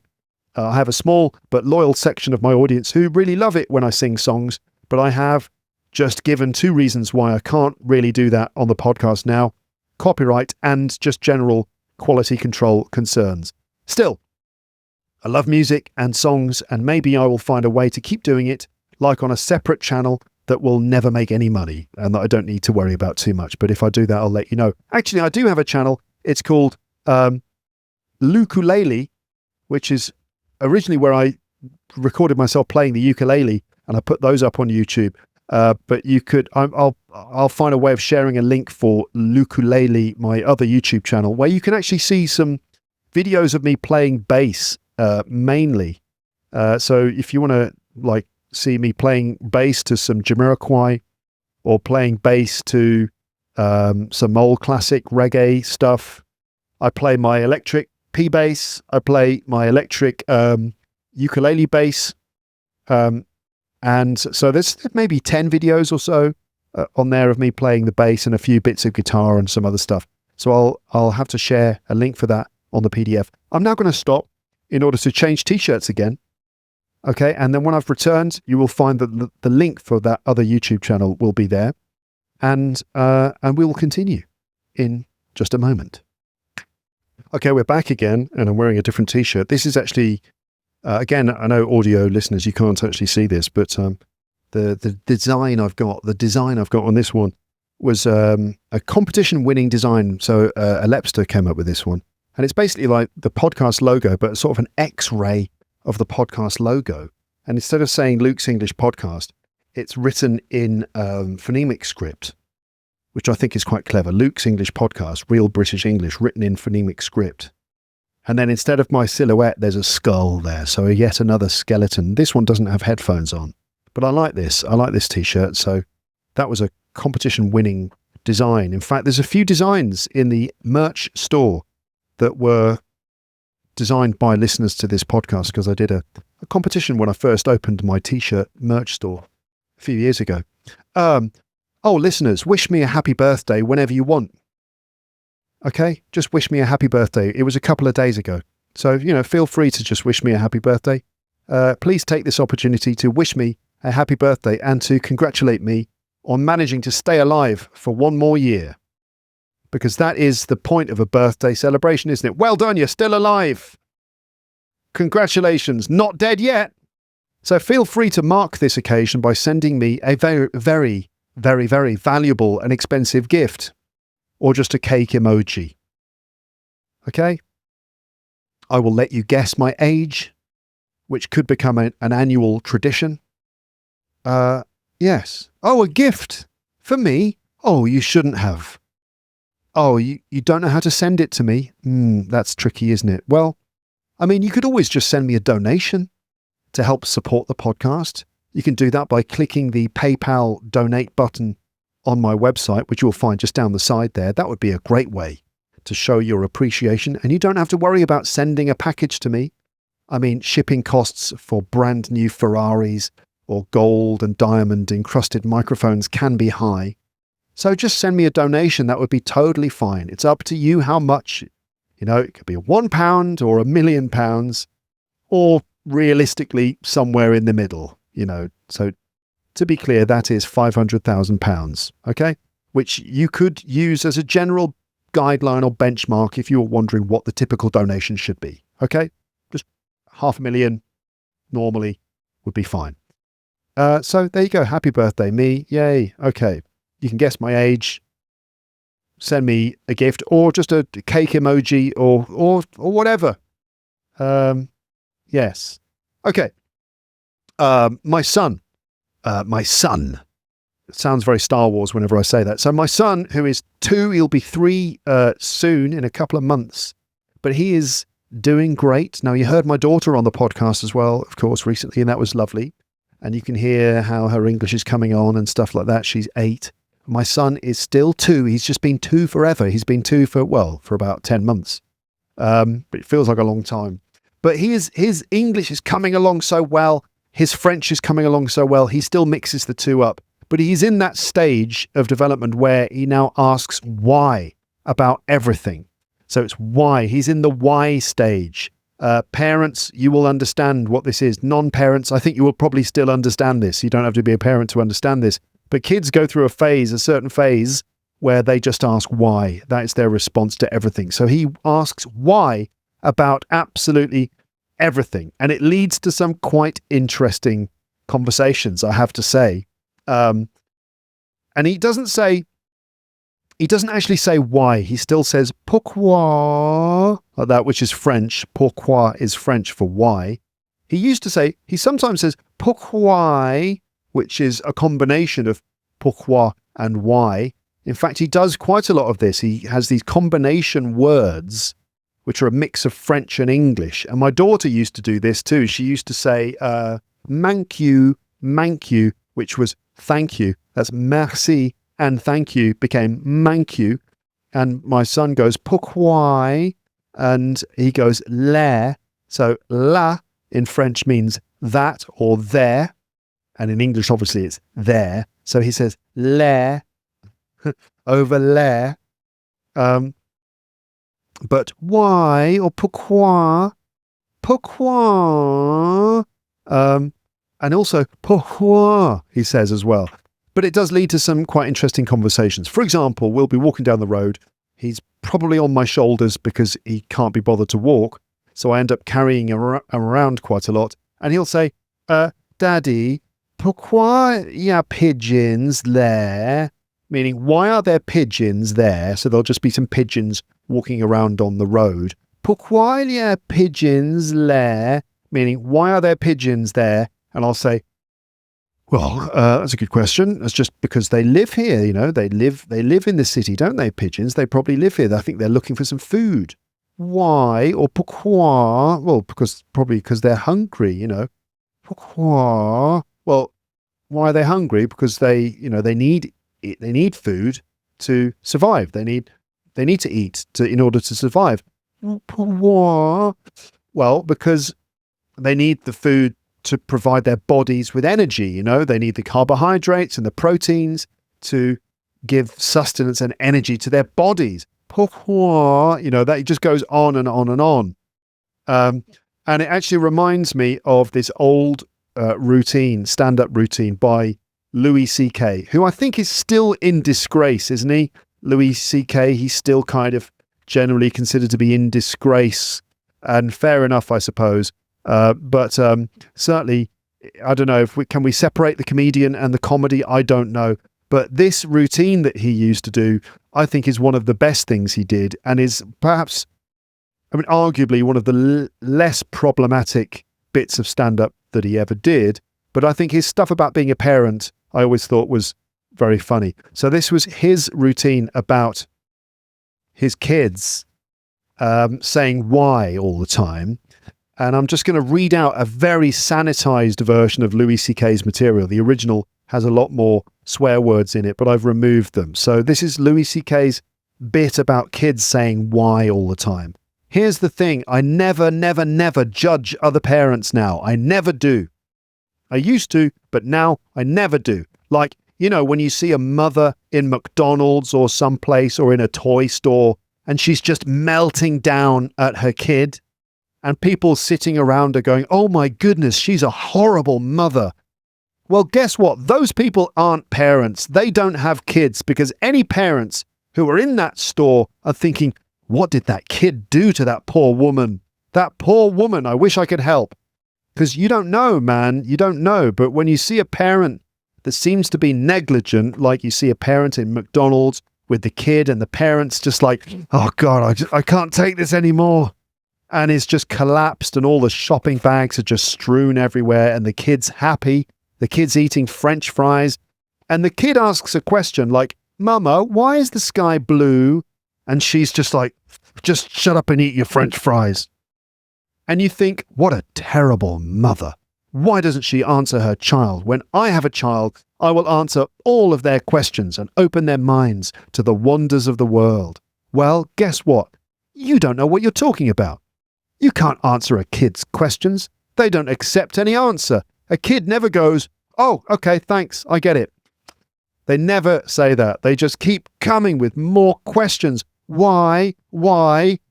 So you don't even know who you are anymore at the end of the conversation. It's an insane deconstruction. It's amazing. This is my daughter the other day. She's like, Papa, why can't we go outside? Well, because it's raining. Why? Well, water's coming out of the sky. Why? Because it was in a cloud. Why? Well, clouds form when there's vapor. Why? I don't know. That's it. I don't know any more things. Those are all the things I know. Why? Because I'm stupid, okay? I'm stupid. Why? Well, because I didn't pay attention in school, okay? I went to school, but I didn't listen in class. Why? Because I was high all the time, okay? I just smoked too much pot. Why? Because my parents gave me no guidance. They didn't care. Why? Because they had sex in a car and had me, and they resented me for taking away their youth. Why? Because they had bad morals, you know, they just had no compass. Why? Because they had crap parents. It just keeps going like that. Why? Because what the hell? We're alone in the universe. Nobody cares about us. Now, I'm going to stop here to be polite to you for a second, but this goes on for hours and hours, and it gets so weird and abstract at the end. It's like, why? Well, because some things are and some things are not. Why? Well, because things that are not can't be. Why? Because then nothing wouldn't be. You can't have nothing isn't. Everything is. Why? Because if nothing wasn't, there'd be all kinds of stuff like a giant ass with top hats dancing around, and there's no room for all that stuff. Why? Just eat your French fries. So that's an idea of what it's like with a kid. Although, to be fair, I actually, personally, I think that's a very funny routine. But personally, I do like it when my son asks me why. And yeah, you do get to a point where you don't know how to answer anymore. Why are there pigeons here? Well, that's just because they live in Paris. Why? Well, because I guess they just like to live in the city, you know, pigeons. There's a lot of food available in the city. There are places where they can nest. Why? Well, because there's a lot of buildings, you know, and buildings have little places where they can nest, and humans live around, and I suppose humans drop food on the floor sometimes. Why? Well, I don't know. I suppose they're just careless, aren't they? Why? Because, you know, we have the advantage of, you know, having enough food where we can perhaps drop some sometimes when we're just going about our business. Why? And it just goes on and on. It's quite an interesting exercise. You could try doing it. Just literally why, and try to give a reason why and see where you end up.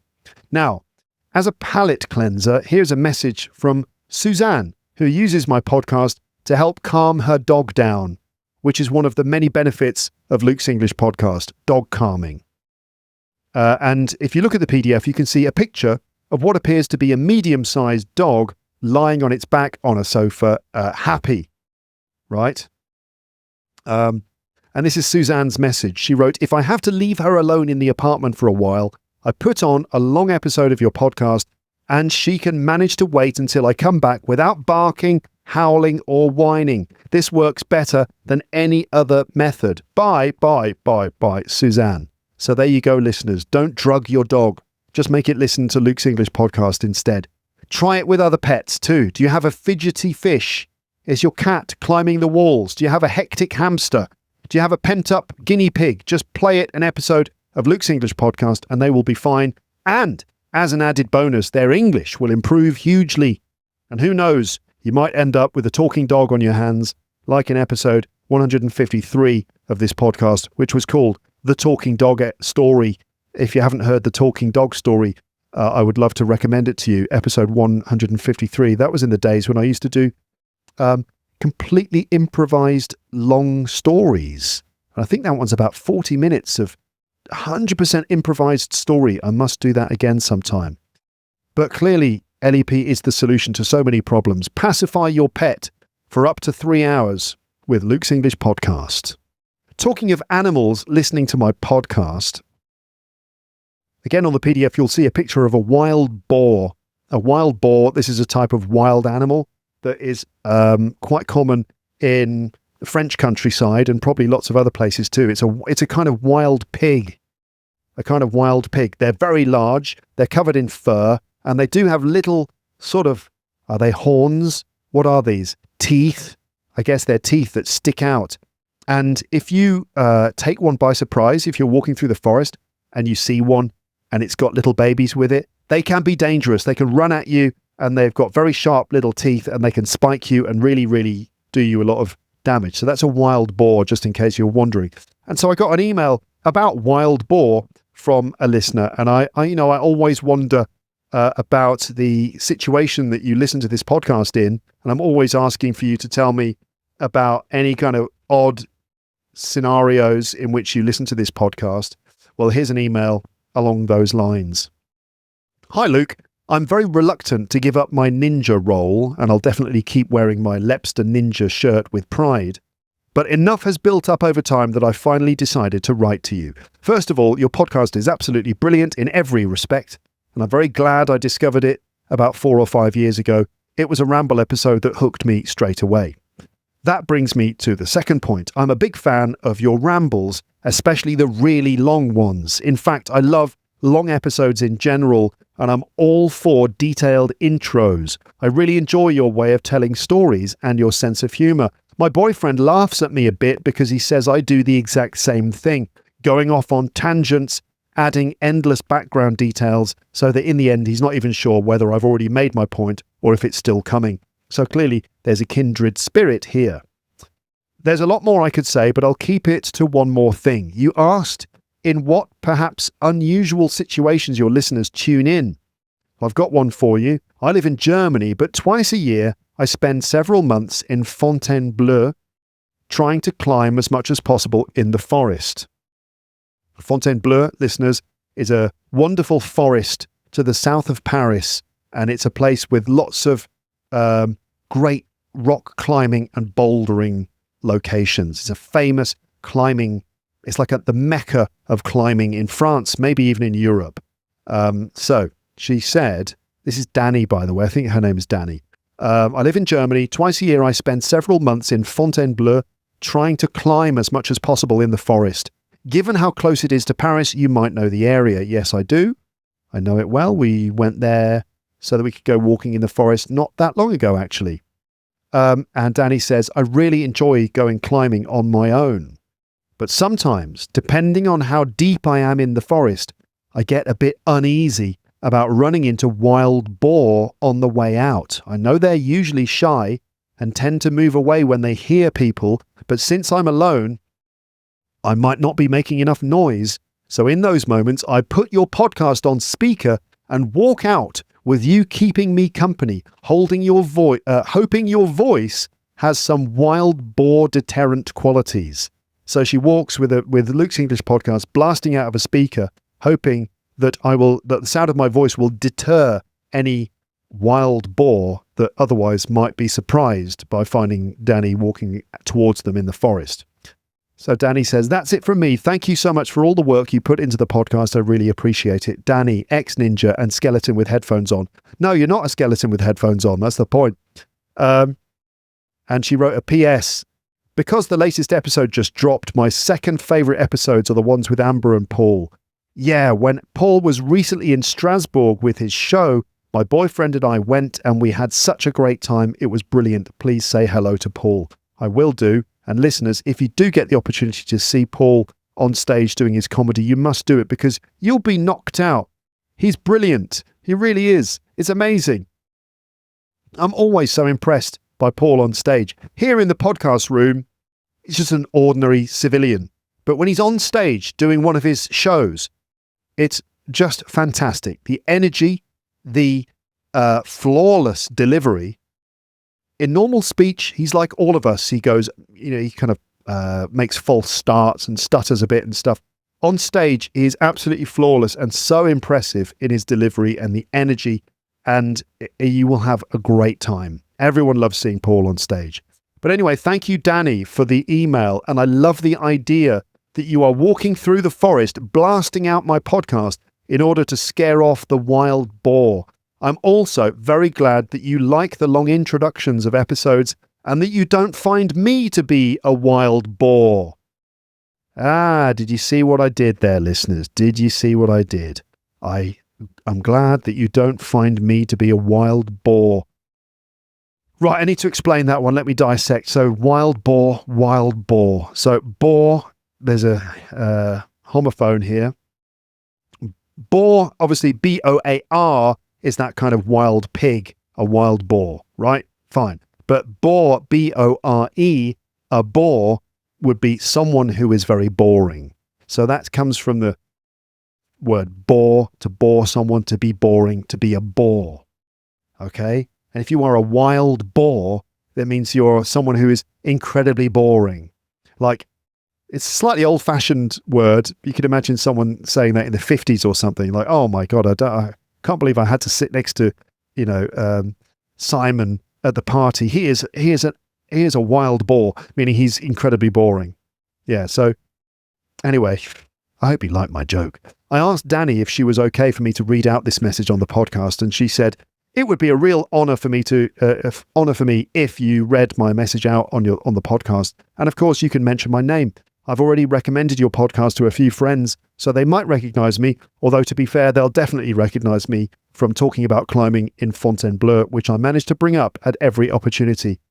It's all that time spent with wild boar has turned Danny into a bit of a wild boar herself, apparently. So, hey, Danny's friends, send her a message to say hi and that you heard her on the podcast or heard her message. Danny added an obligatory PS. Obviously, PS is like a postscript, something you add at the end of an email or a letter after you've already said goodbye. PS, she wrote, thinking about it, I feel slightly obliged to add that I don't normally listen to music or podcasts out loud in the forest. Of course not. I really enjoy the silence of the woods and try to behave as respectfully as possible while climbing. The wild boar situation is a bit of a holy exception. That's all right, Danny. I think we all forgive you for that one. So wild boar, the wild boar, plural or not? Is Danny talking about one single massive wild boar that lives in Fontainebleau that she wants to scare away? Or is she talking about plural boar, like numerous ones? So by the way, very attentive grammar nerds might be thinking, wait a minute, Luke, is it to scare off the wild boar, plural, or the wild boars, plural? How many wild boar are there? Just one massive wild boar? The legendary wild boar of Fontainebleau Forest? Well, you got wild boar, which is the zero plural. That's without an S on the end. Wild boar. It is plural, even though there's no S. Now this you can say wild boar or wild boars. So you can say the zero plural version or the standard plural version, right? Wild boar without the S, still plural, is more common in hunting, wildlife management, formal ecological contexts, or just when referring to the species as a whole or as a group. The region, for example, the region is overpopulated with wild boar. Wild boar can be dangerous if you take them by surprise. So that is plural, and it's just when you're talking about the species as a whole or as a group, or if you're in the kind of hunting, wildlife management or ecological context. Wild boars, with an S, is the everyday way to describe multiple individual animals. So if you're talking about individual animals that you can count, you would add the S. 3 wild boars ran across the road. Okay, but otherwise, if you're just talking about the species as a whole, it would be wild boar. So that's why wild boar was used in Danny's email. Okay, but many animal names, especially those traditionally hunted, have a zero plural, like deer, sheep, or fish, which you may have noticed. For example, I saw a deer by the side of the road. That's 1. Or 10 deer ran across the road, you can say. There's a sheep in the garden. The field is full of sheep, plural. There must be 50 sheep in that field. So sheep is one that's never sheeps, I think. It's just sheep, 1 sheep, 2 sheep, 3 sheep, and fish. We caught a fish in the lake. The lake is full of fish. How many fish are there in that lake? I don't know, but it's 1 less than it was before, isn't it? Yes. Moving on to the comedy corner, number 2. A brief stop in the comedy corner here. My friend sent me a joke on WhatsApp, and I wanted to share it. And it's a simple one-liner. A one-liner. The joke is this: those remixers have changed their tune. Those remixers have changed their tune. Right. So to change your tune is to have a different opinion. Have a different opinion. So if you, for example, if you say, "Oh, England are definitely going to win the World Cup this year. We're really strong. I think it's our moment. We're going to win." And then the next day, that person says, "Oh, England don't have a chance. They're rubbish, aren't they? Absolute rubbish. Have you seen? Terrible." No, it's not going to be England. You've changed your tune, meaning you're saying a different thing. You've got a different opinion to what you had before. You've changed your tune. Now, a remixer is a kind of DJ or music producer who changes a piece of music. So, you know, a remix. You got the original mix, and then a remix would be like maybe a dance remix where the same piece of music is changed in certain ways, perhaps so it's more suitable for dancing in a nightclub. That's like the dance remix. And that remix would be done by a person, a producer, called a remixer. So remixers literally change their tune. They take their tune, their piece of music, and they change it. They remix it. Those remixers have changed their tune. Yeah, you see the double meaning at the same time. They've changed their tune, but equally you could imagine that they've changed their opinion on something. Okay. Also, another joke from him, my friend, that he sent ages ago was about Gerard Butler. You know, the movie star Gerard Butler. So this joke is a little dialogue between him and his, not between Gerard Butler and his wife, but between my friend and his wife. So my friend, let's say me and my wife. Me, how cool is Gerard Butler? How cool is Gerard Butler, my wife? What, out of 300? Yeah, about 200? I like that joke a lot, but it does need to be explained. Out of 300. So 300 is a film. It's the film that made Gerard Butler famous. So how cool is Gerard Butler? Who? Gerard Butler? What, you mean out of 300? Meaning Gerard Butler, the one who was in the film 300. You know, this is Sparta. That's 300. That's Gerard Butler. How cool is Gerard Butler? What, out of 300? Yeah, about 200. So she misunderstood and she thought, he went, how cool as a, let's give him a rating of coolness out of 300. So if he's 300 out of 300, that means he's like 100% cool. Similarly, you can be 10 out of 10. How cool is Gerard Butler? What, out of 10? Yeah, he's about 7. 7 out of 10. How cool is Gerard Butler? What, out of 300? Yeah, about 200. Okay. Why do I do this? I don't know. Some people won't understand that joke, but it's a good one. You'll just have to take my word for it. Let's go into some responses to recent episodes of the podcast. Before that, I do that, I'm going to have a little drink, and also I'm going to change my t-shirt once more, because that is the flavour of this episode, isn't it? I have to showcase all these different t-shirts that I've got here. Okay, we're going to do that now. Here we go. Okay, I'm now wearing yet another t-shirt. This one is navy blue, and this is a premium, an LEP premium t-shirt. There's a kind of gold silhouette of my wonderful head. And then it says Premium Lepster underneath. And there's a design on the back, which is a sort of outline of my silhouette with Luke's English Podcast written at the bottom. Premium Lepster t-shirt available in the LEP store, teacherluke.co.uk/merch. I did drink some water during that brief break. Let's now talk about recent episodes of this podcast since the last rambling episode. So all the ones I've done since then, pretty much all the ones I've done since then. I'd like to just give my responses to those and talk about them a little bit, okay? So there were 2 episodes with my mum and dad. It was my dad talks about his life, my mum talks about her life. A few episodes ago, I recorded episodes with my parents while I was staying with them. The aim was just to talk to them about their lives because it's important to do that. A lot of people left very lovely comments under both episodes. I agree, I am lucky to have parents I can talk to so freely, and I want to continue to make the most of their company. If you want more episodes like that, basically nice conversations with my parents, then search the episode archive for the words Mum, Dad, Jill, Rick, and you will find a whole host of other interesting episodes with my parents that you might not have heard, and some of them have premium vocabulary reviews too. So you know how to do a search for go to teacherluke.co.uk/episodes. You can see a big list of all my episodes with links to each episode page where you can listen to the episodes and all the rest of it. On a Mac, press Command F.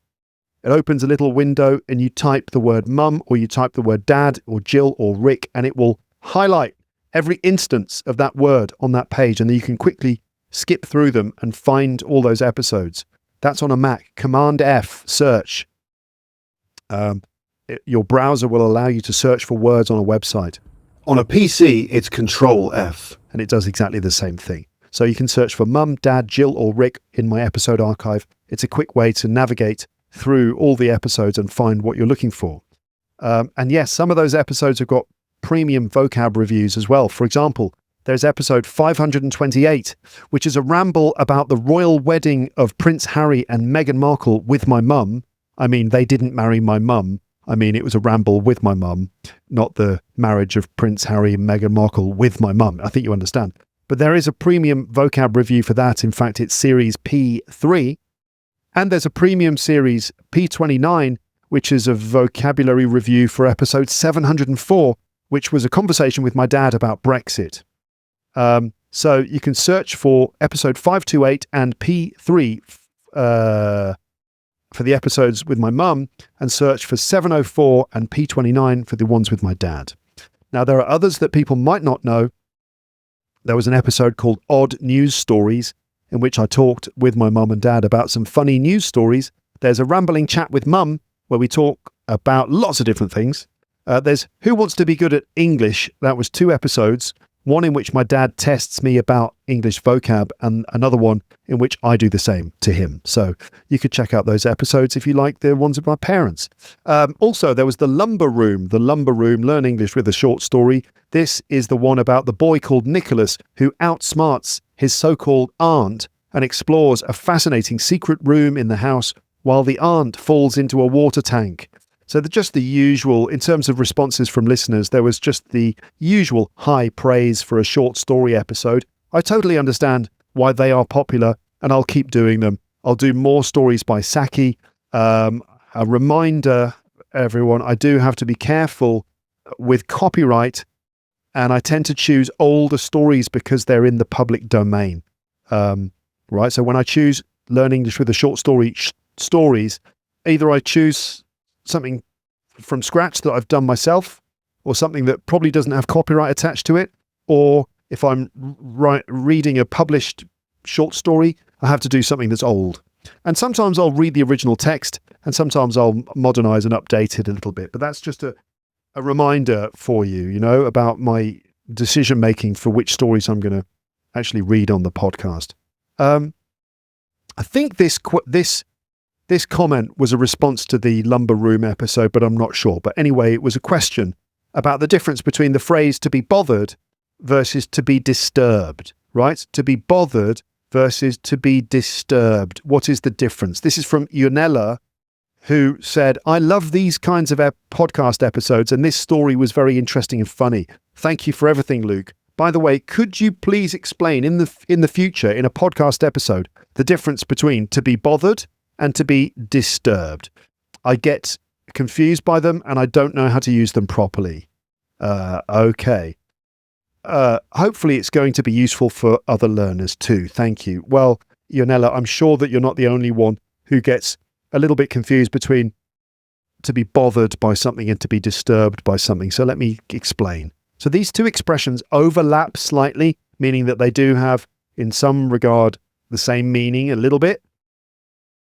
They overlap slightly because they both can describe a negative emotional reaction, but they're used quite differently in practice. So let's talk about to be bothered. It usually means annoyed. I was bothered by that. Normally means I was annoyed, I was inconvenienced, I was slightly worried maybe, or emotionally affected, but only in a mild or moderate way. It often sounds fairly everyday and conversational. So it could be annoyed or inconvenienced, like sorry to bother you, right? That's when you enter a room. Sorry to bother you. Can I just get my phone? Or I'm bothered by all the noise. I was bothered by the noise all afternoon. There's noise in the next room and it's bothering me. So that's annoyed, inconvenienced, but it's not that serious. And does it bother you if I open the window? Does it bother you? No, that's fine. Go ahead. It's like, do you mind? Does it bother you? So this is all very common.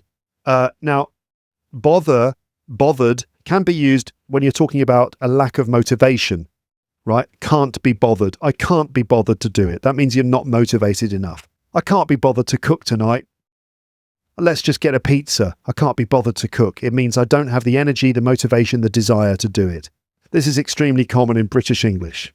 Then you've got the sense that it's slightly emotionally upset or concerned. She seemed bothered by his comments. Did you see that during the meeting? He asked some questions.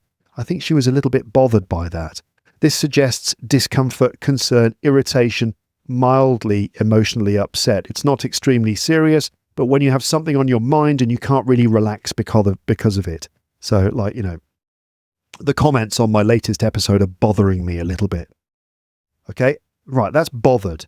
Next is to be disturbed. Now, this usually means mentally or emotionally troubled in a deeper way than just being bothered. And that could include being shocked, psychologically affected, or also interrupted as well. Interrupted while you're doing something. The word is generally stronger and more serious. So common meanings in terms of being shocked or deeply unsettled. For example, I was disturbed by the documentary. I watched a true crime documentary about a serial killer, and it was very disturbing. I keep thinking about it. I saw a horror film when I was 12, and it really disturbed me for years. Like, I watched Jaws when I was 11, and I couldn't swim in the sea. I just didn't want to. It's so disturbing. This means it upset me psychologically or emotionally, quite deeply. This often suggests something dark, creepy, violent, morally troubling. For example, the crime scene was deeply disturbing. If you saw blood or maybe signs of physical abuse, this is very disturbing. It's the sort of thing that you're going to have bad dreams about. Disturbed could describe someone who is mentally unhealthy. He is disturbed. He was a disturbed child. So this is a strong description. It suggests serious psychological or emotional problems. I think he's mentally disturbed. Someone with serious psychological problems. Interrupted is in a formal or literal meaning. It means interrupt. Do not disturb. Sorry to disturb you, which is a bit like sorry to bother you, right? Here it just means interrupt. So you might see it, do not disturb, written on a sign.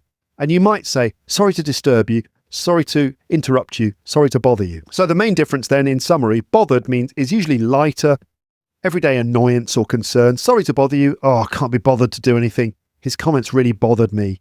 And disturbed is stronger, emotional or psychological. I was really bothered by the film. It means it annoyed me. I was disturbed by the film. It shocked me or deeply unsettled me. There you go. Talking of being disturbed, let's now talk about Room 101 with Charlie Baxter, which did contain a story which may have disturbed some of you. Just the sheer horror of having to rush to a public toilet only to discover that there is no toilet paper in there. Ugh. Now, do you remember Room 101? This is where Charlie Baxter had to choose 3 things he wanted to be banished from the world and sealed inside Room 101 forever. One of Charlie's Room 101 items was menus which he can't understand because of pretentious language, pretentious flowery language.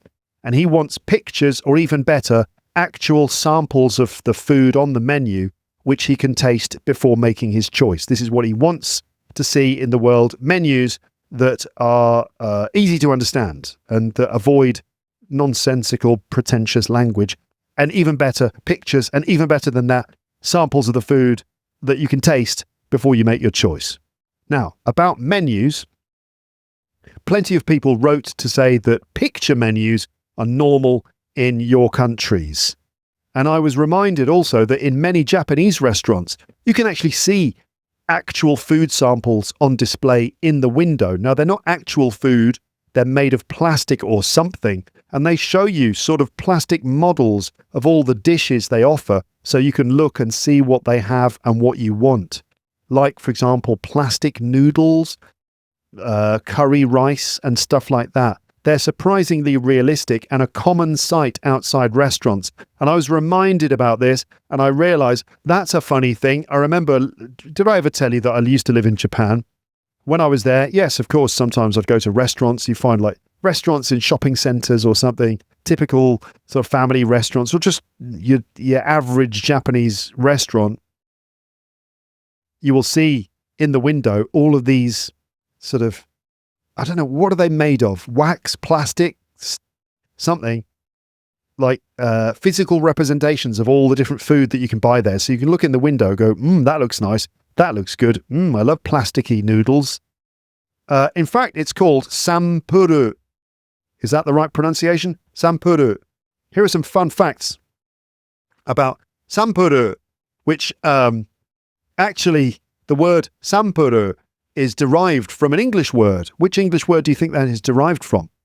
Sampuru. That's right. Sample. Sample. That's sample in a Japanese accent. Sampuru. Which is a wonderful thing. In Japan, you often encounter different words which you realize are actually Japanese versions of English words, like pasukon, which means personal computer. Pasukon. And what else? Steak, steaky. Cake, keiki. And coffee, kohi. And other things like that, which is just adorable. Anyway, in Japan, these hyper-realistic food models are known as sampuru, derived from the English word sample. While they look good enough to eat, they are high-tech works of art that have become a billion-dollar industry. Let's take a deep dive into sampuru. So, I'm not mocking the Japanese accent, by the way. I find it great. I love it. So, what are these things made of? Historically, these models were made of paraffin wax. However, wax had a major flaw. It melted or faded under the hot lights of restaurant display cases or in the summer sun. Since the mid-1980s, the industry has almost entirely switched to polyvinyl chloride, PVC. This synthetic resin is durable. It can last for decades without losing its shape. It is heat resistant. It won't melt in a sunny window. It's versatile. It captures microscopic textures, like the grain of a steak or the skin of an orange, much better than wax. How are they created? Despite modern technology, about 95% of sampuru is still handmade by master artisans. The process is a mix of chemistry and fine art. So the mold, artisans take the actual food from the restaurant, like a specific bowl of ramen, and dip it into liquid silicone to create a mold. This ensures the replica is an exact one-to-one match of what the chef serves. The pour liquid PVC is tinted with base colours and poured into the mould. It is then baked in an oven until it hardens.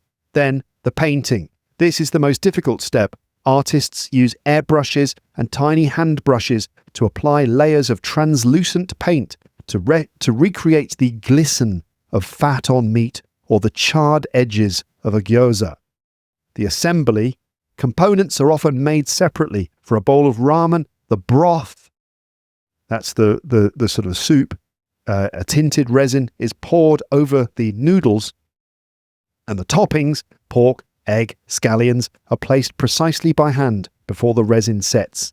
Some fun facts about sampuru. More expensive than the real thing, a single plastic dish can cost anywhere from $50 to over $500, so much more expensive than the real thing. A full restaurant display can cost a business several $1,000s. The flying fork. You've likely seen pasta models where a fork is suspended in midair with noodles. This gravity-defying look is a signature of the industry, designed to make the food look active and freshly served. The town of fake food. The small town of Gujo Hachiman in Gifu Prefecture is the sampuru capital of the world. It produces about 80% of Japan's food models and was home to Takizo Iwasaki, the man credited with commercializing the craft in 1932. The omelette test. Legend has it that the founder, Takizo Iwasaki, created his first wax omelette so realistically that his wife couldn't tell the difference from the real one, even from a few inches away. Nutritional use. Beyond restaurants, many Japanese hospitals and clinics use sampuru to show patients exactly what a healthy portion size looks like for specific diets, for example, for a 500-calorie meal. Well, you learn something new every day, don't you? Yes, you do. Fascinating stuff. Sampuru. Brilliant. Now, back to the episode with Charlie. The elephant in the room, the elephant in the room, in terms of the Charlie episode is, that's right, the Coffeegate situation. Remember? Now, if you remember, Charlie Baxter from the British English podcast, a self-admitted coffee snob, told a story about how he visited Lucy's house. Yes, Lucy from English with Lucy.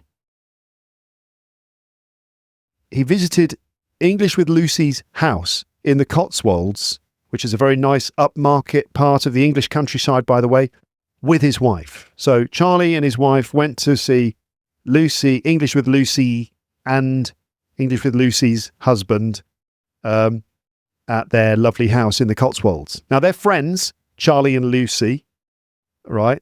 I assume that Charlie and his wife went to see Lucy. Now, they're friends. That's Charlie and Lucy, I mean. I assume that Charlie is also friends with his wife, but marriage can be complicated, who knows? But anyway, Charlie was extremely shocked when Lucy offered Charlie a hot drink because she presented him with a cup of instant coffee. Now, this was shocking for several reasons. Reason number one, Charlie can't stand instant coffee and thinks that nobody should offer it to a guest at home. Reason number two, Charlie expected a person of Lucy's caliber in such a lovely home, in such a nice part of the countryside. He expected that person to have a much better coffee setup. Right, then Charlie and I spent a few minutes expressing our shock and surprise at Lucy's poor quality coffee setup, perhaps shaming her a bit on the podcast, even though I am an instant coffee drinker too, I'm afraid. Now, by the way, listeners, this was all just banter, and Charlie in particular is friends with Lucy and on good enough terms with her to be able to joke about her on the podcast. And this was in no way a serious bit of shaming. Quite the opposite. It was just good-natured banter and not uncommon in British culture to kind of take the piss like this, all right? Now, although, having said that, there was still a sliver of doubt in my mind about how Lucy would react. I was 95% sure, maybe 96% sure that she would see the funny side. But then 10%, maybe 5, possibly 4% of me was a little concerned. Eventually, though, Lucy commented on the episode. Let me read that comment. Now, how do you think Lucy feels here? I'm going to read her comment How do you think she feels? Now, this is an exercise in understanding tone, I think. So based on this comment, can you work out how Lucy feels about the situation? So here is her comment on that episode. Room 101 with Charlie Baxter. English with Lucy wrote this. Okay, firstly, I was in the middle of giving birth when this episode came out. As I lay in the hospital bed with my newborn daughter in my arms, Charlie texted me saying that he had absolutely destroyed me on Luke's podcast. I had to let him know that I was a little bit preoccupied. When I finally recovered from labour, I was able to attend to the really important stuff, finding out what Charlie had said about me to Luke. Gosh, Charlie, labour was hard, but hearing your criticism of my coffee was harder. This wasn't just any instant coffee. It was M&S Gold instant coffee. I now live abroad and I bring 10 jars back with me each time I visit family in England. That's how much I rate it. Next time you come round, tea only. P.S. Our little baby girl arrived safely on the 16th of March. Yay! So then I replied, and we're still wondering, how does Lucy feel? Right, that's part of this English test here. How does she really feel? I replied, I wrote, congratulations, Lucy. Perfect timing from Charlie and me, sorry, but M&S Gold, all is forgiven. Actually, I am team instant coffee too, so clearly Charlie is a major coffee snob. I hope your baby girl is doing great and you too. Please come back on the podcast anytime you like to defend yourself against these flagrant claims. So then we switch to email. And I'm going to read out a couple of emails, but I've redacted them for any sort of potentially personal info that might have been shared here. But let's switch to email. Now, I felt guilty. Lol. I felt a bit guilty, and I wrote an email to Lucy straight away. And I said this, Hi, Lucy, I just saw your comment on my video. First of all, huge congratulations on the arrival of your daughter. How wonderful. Now, actually, I felt guilty, right? But I still got the tone of her comment, which was that she was not upset. In fact, she wrote back with humour. Firstly, I was giving birth when this episode came out, so that's exaggeration for humorous effect. As I lay in the hospital bed with my newborn daughter in my arms, Charlie texted me to say that he'd absolutely destroyed me on Luke's English podcast.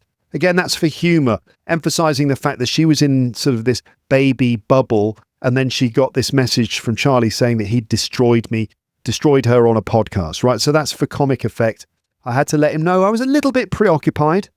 That's understatement, meaning actually I was busy with a newborn baby. When I finally recovered from labour, I was able to attend to the really important stuff. Again, that's sort of sarcasm. Finding out what Charlie had said about me to Luke. Gosh, Charlie, labour was hard, but hearing your criticism of my coffee was harder. Again, this is sarcasm. Doesn't really mean that. Of course it wasn't harder than labour.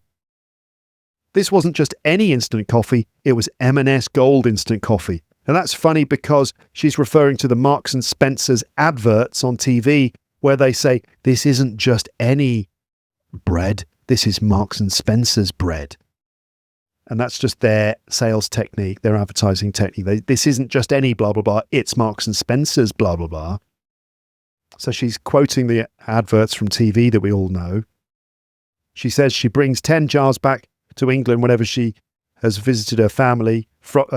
10 jars with her from England when she goes back home. That's how much I rate it next time you come round, tea only. So she's fine. She's not bothered by it. But I still felt a residual feeling of guilt. And I wrote, Hi, Lucy, blah, blah, blah. Congratulations on the arrival of your daughter. How wonderful. Actually, I had no idea you had a child on the way. And what perfect timing by Charlie and me to deliver such a shocking takedown of your coffee setup. Face palm emoji. Personally, I think the blame largely rests with Charlie. But yes, I was a willing participant too, of course. Still being humorous, right? But really, I hope you weren't too upset by it. So that's where I'm being sincere. I hope the little one is doing great. And you too, of course. I have 2 kids And I remember clearly those early days of having a newborn. It's all very unreal and bizarre, quite scary and wonderful. Enjoy the ride. You have an open invitation to return to the podcast if you'd like to. You could respond to what Charlie said, and we could even do Room 101, which could be fun. Let me know. No pressure, of course. Congratulations again to you and your husband. All the best, Luke. And then Lucy replied, and I have edited this, redacted this for privacy reasons. And she wrote this: "Hello, Luke. I'm dictating this message while feeding a little girl. So I'm sorry if it comes out really robotic." So she was dictating it voice. She had her baby in her arms and she was dictating the message to her phone, I think. OMG, not upset at all. I found it hilarious. And we actually had a real laugh about it. I hope the British sarcasm comes across in my comment and nobody worries that I was offended or upset. By the way, listeners, some people did comment saying they were shocked at how rude Charlie was to be shaming Lucy without the right to reply on the podcast. Well, it's all right. It was all in good faith, right? Lucy continues, "We had just texted Charlie, letting him know about the birth of the baby girl, and he said, 'Oh my God, bad timing then on the podcast.' I thought it was a really great episode, and when I'm back off maternity leave in around September onwards, I would love to have a chat with you on your podcast again. It was a great experience last time. Really nice to hear from you, and I hope you're keeping well. Everything good here. We've moved to Spain and are enjoying the newborn bubble here. We are both sleep deprived, but very happy. Sending my very best wishes." So then my relieved reply, I was kind of relieved, even though I knew that it was all right, but I just wanted to be sure because I'm a worrier. What can you say? So I said, "Wonderful, Lucy. Very happy for you. Very brief reply as I'm about to go into class. Relief, you are not at all upset. Plenty of things happening for you. Happy to chat in September. Enjoy the Spanish baby bubble. Kiss." So, listeners, it looks like Lucy will be back on Luke's English podcast in the autumn, and we will hear her side of the story. And yes, I am a bit of a worrier, but it's better to be safe than sorry. Okay, so that's that. No big drama, and it didn't break the internet after all. Now, what about this phrase, "Don't get the good china out"? Don't get the good china out. Now, here's a comment from a listener in response to the episode. It goes like this: "Dear Luke, hope you're well. Regarding this episode, I have one question. Could you explain, please, what's the meaning of this highlighted sentence, which Charlie said? I was a bit confused." So it said, "Don't get the good china out. It's just Charlie Baxter. Give him the instant." Yeah, we've got Nescafe. Just give him that. That's from Room 101 with Charlie Baxter. So Ben asked about, "Don't get the good china out." Yeah, don't get the good china out. It's just Charlie Baxter. So I said, "Hi, Ben. Actually, it's don't get the good china out. China here means crockery, plates, bowls, dishes, cups, especially when made of good quality porcelain, right? That's what we call china.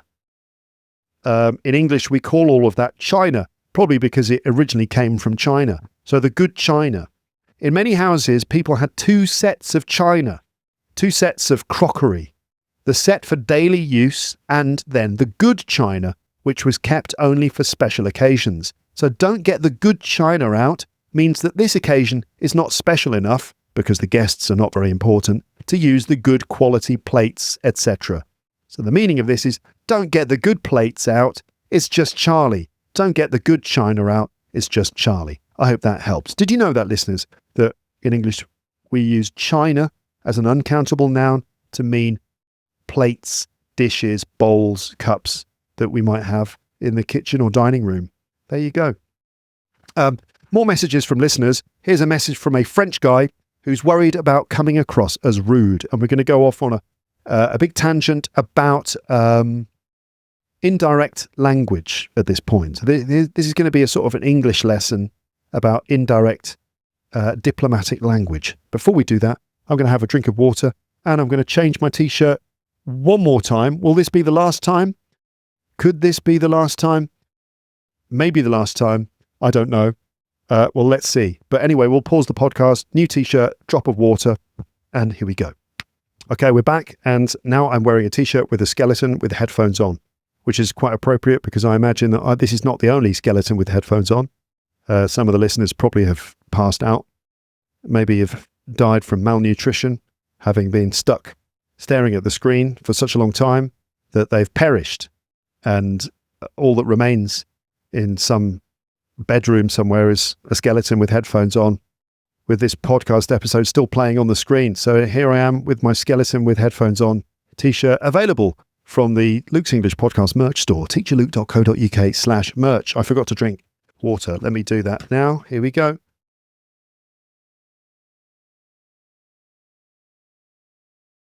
Right, so a message from a French guy who's worried about coming across as rude, from Damian. Hi Luke. Here are a few rambling thoughts from a Lepster, that's a premium Lepster, about the podcast's benefits and my wishes. First of all, let's start with the last episode featuring Charlie Baxter, which made me think, why not an episode with Rob Temple? Actually, it would be delightful for British culture lovers like me. He's so good and hilarious at depicting British awkwardness and your peculiar way of communicating, which is just unintelligible to the rest of the world, to an average French bloke like me anyway. Listeners, Rob Temple is the guy behind Very British Problems, which is a Twitter account and social media channel, Very British Problems. And also it's a series of books, and I think stand-up. I think he does stand-up as well. And Rob, as well as making these funny tweets and books and stuff, which are all about typically British problems, a lot of that relates to our slightly odd forms of social interactions. He also does these funny little short videos which go up onto Instagram and TikTok probably, and on YouTube. Let's have a look at one of these. I wonder if you're going to be able to hear this. I don't know. But this is what ways that British people say that they hate their meal. Here we go. It's it's certainly different.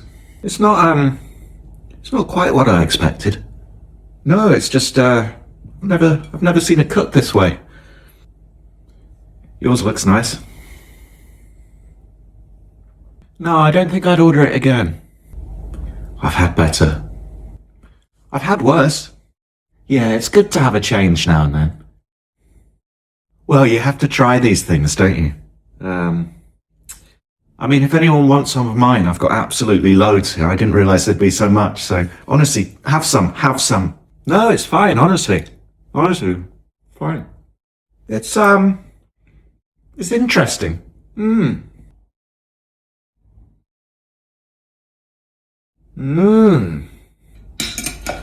Yeah, I shouldn't have filled up on bread, really. Oh yes, thank you. That was really lovely. I really enjoyed that. Thank you. Thank you so much. Okay, so ways British people say my meal is disgusting. So he's sitting there with a plate full of food that he really doesn't want. He thinks it's disgusting, and he's found all these different ways of essentially saying the opposite. Well, it's certainly different, he says, and well, it's not quite what I expected. And no, it's just that, well, I've never seen it cooked like this before, you know. And, oh, yours looks nice, yeah. No, I don't think I'd order it again, no. Yeah, I've had better, yeah. Oh, I've had worse. Yeah, it's good to have a change now and then, isn't it? Well, yeah, you have to try things, don't you, sometimes? And, if anyone wants some of mine, I've got absolutely loads here. Look, I didn't realise there'd be so much. So honestly, yeah, just have some. No, it's fine. Honestly, it's honestly fine. Yeah, it's well, it's interesting. Yeah,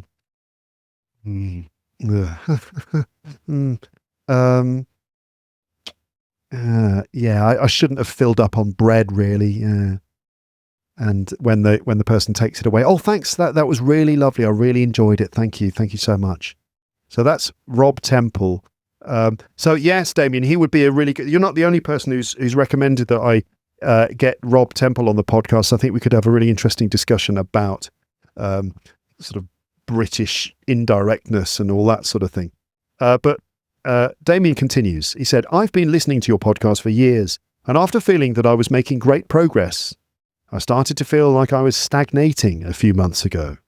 Actually, I've been listening to episodes just for pleasure, as easily as if they were radio shows in my native language. I have to admit that I skip story episodes I don't like and shadowing ones just because I'm lazy. What? A few months ago, my missus, that's his wife, my missus and I spent a few days in London, and as I am an AV geek, that means planes, he loves planes, and a plane photographer, we booked a hotel at Heathrow Airport. We spent a few extra pounds for a room with a view in order to have a clear view of the runways. So here's a person, listeners, who actually chooses to book a hotel room right next to an airport runway. But, let's not judge. Anyway, Damian says, when we finally arrived in the room, after an 87-mile walking journey through Heathrow terminals, I think that might be an exaggeration for humorous effect. So anyway, after this massive journey walking through Heathrow terminals, I know what that's like, walking through airport land, it turned out that the window was obscured by a radar tower, making it impossible to take any decent pictures. That must have been pretty annoying. Did you get that, listeners? So he booked a room at the hotel, specifically with a view of the runway, so he could take great photos of planes taking off and landing. Fair enough, right? They eventually get to the hotel room after working their way through airport land. They get to the room and they don't have a good view because there's a radar tower blocking the view. And sure, he could have taken photos of the tower, but that's not what he wanted to do. So here comes the point, Luke. This is Damian. Here comes the point, Luke. Why can't we Lepsters try to achieve introductions as long as yours? I had to go back to reception to negotiate another room at Heathrow Airport at 10 p.m. during a busy day. I first talked to a random employee, no offence, then to the manager to express how unsatisfied I was. And here is the point. Thank you, Luke, because I kept saying to myself, fuck my accent. I am who I am. My aim is just to be clearly understood. And actually, it worked, thanks to your work. Well, you're welcome, Damian. Obviously, it's all down to me. I claim 100% of the credit for that, and I expect the check is in the post. The point is there, I guess, that you can imagine how he would feel awkward in that situation. He's got to go down and complain about the room in English. And he's thinking, oh God, my accent. What about my accent? What are they going to think? I know exactly how you feel. But, you did the right thing. He said, I am who I am. I'm just going to be clearly understood. Never mind my accent. And it worked. So that's good. However, continues Damian, I was struggling with the fact I didn't mean to be rude. As a French person, I tend to go straight to the point, which I think can come across as quite rude to Brits. Yeah, okay. Get straight to the point, and that can be a bit rude from a British perspective. An episode about the British way of communicating would be helpful.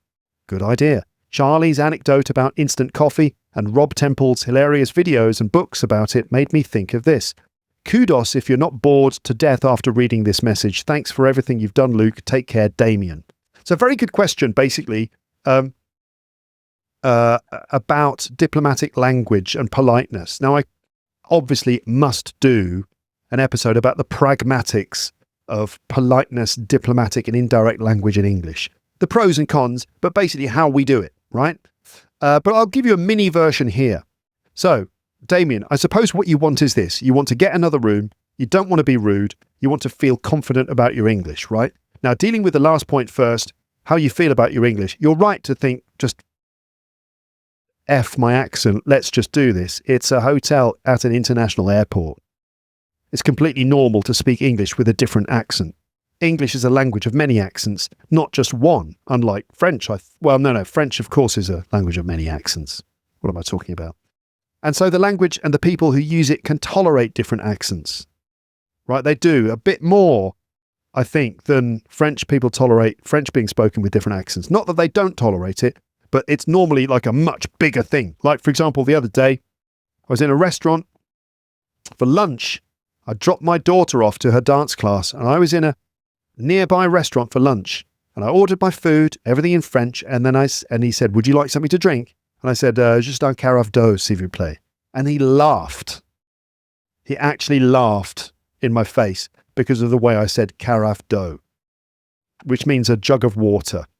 And it's the word, it's carafe d'eau, right? But even doing it like that makes me feel ridiculous. But I said carafe d'eau, carafe d'eau. And he actually laughed at me to my face.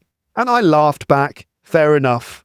I did an embarrassed laugh back, but the guy laughed in my face because of the way I pronounced the word. I mean, maybe I've just got ridiculous pronunciation. I don't know. But sometimes I feel like French people, I don't know. It's just like, if you don't have the perfect accent, or even close to a perfect accent, it's a lot more jarring for them than English speakers who are used to everyone speaking English in all sorts of different accents. And I don't think an English waiter would laugh in the face of a French person who just pronounced something with a French accent. Anyway, so my point is that in English, people are much more familiar, much more used to hearing different accents, and we're not really shocked or annoyed or whatever. It's not a big deal. Now, the only problem is if it prevents you from being understood, right? Now, what's worse is if you're both rude and unclear. So let's focus on not being rude and don't worry about the accent issue. It's more important to deal with this issue with the right rhythms, methods, phrases, and hedging. Get another room without being rude. Now, I wonder which one is more important, to be honest. Surely it is getting another room. That is more important. Because being a bit rude or a bit disagreeable, it's awkward in the moment, but it might even help you.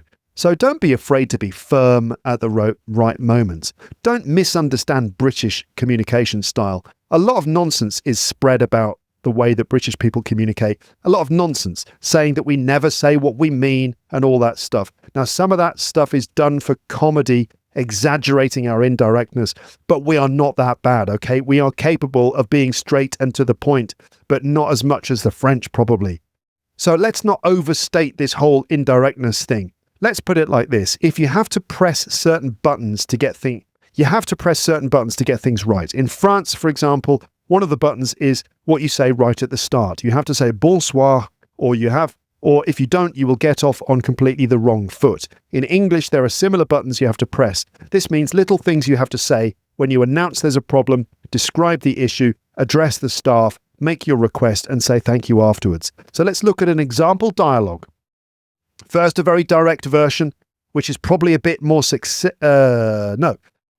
a very direct version, and then another version, which is probably a bit more successful. Now, a note on directness. Sometimes being direct is the right thing to do, but understand it can make you a bit aggressive and rude, as we've said. Similarly, being indirect makes you more respectful, but it can also put you in a weaker position.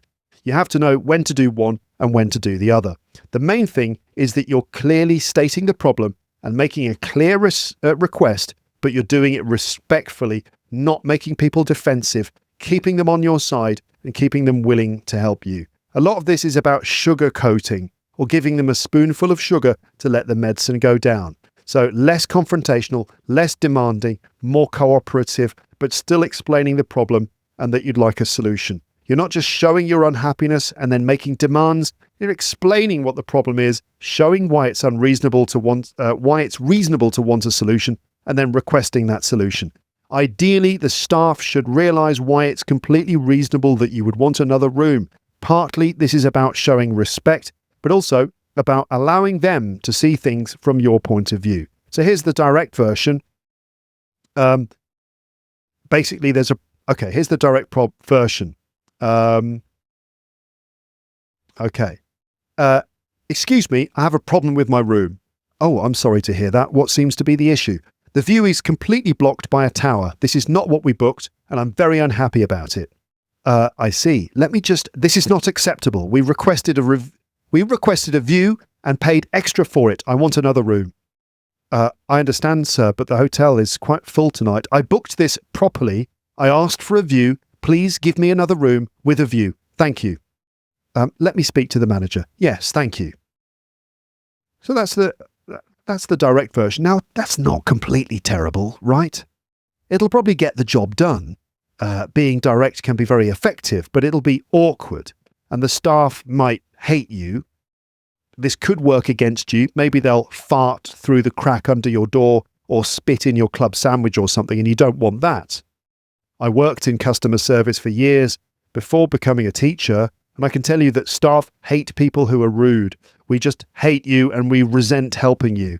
It's fine to have a problem and to be unhappy, but please just treat us with respect.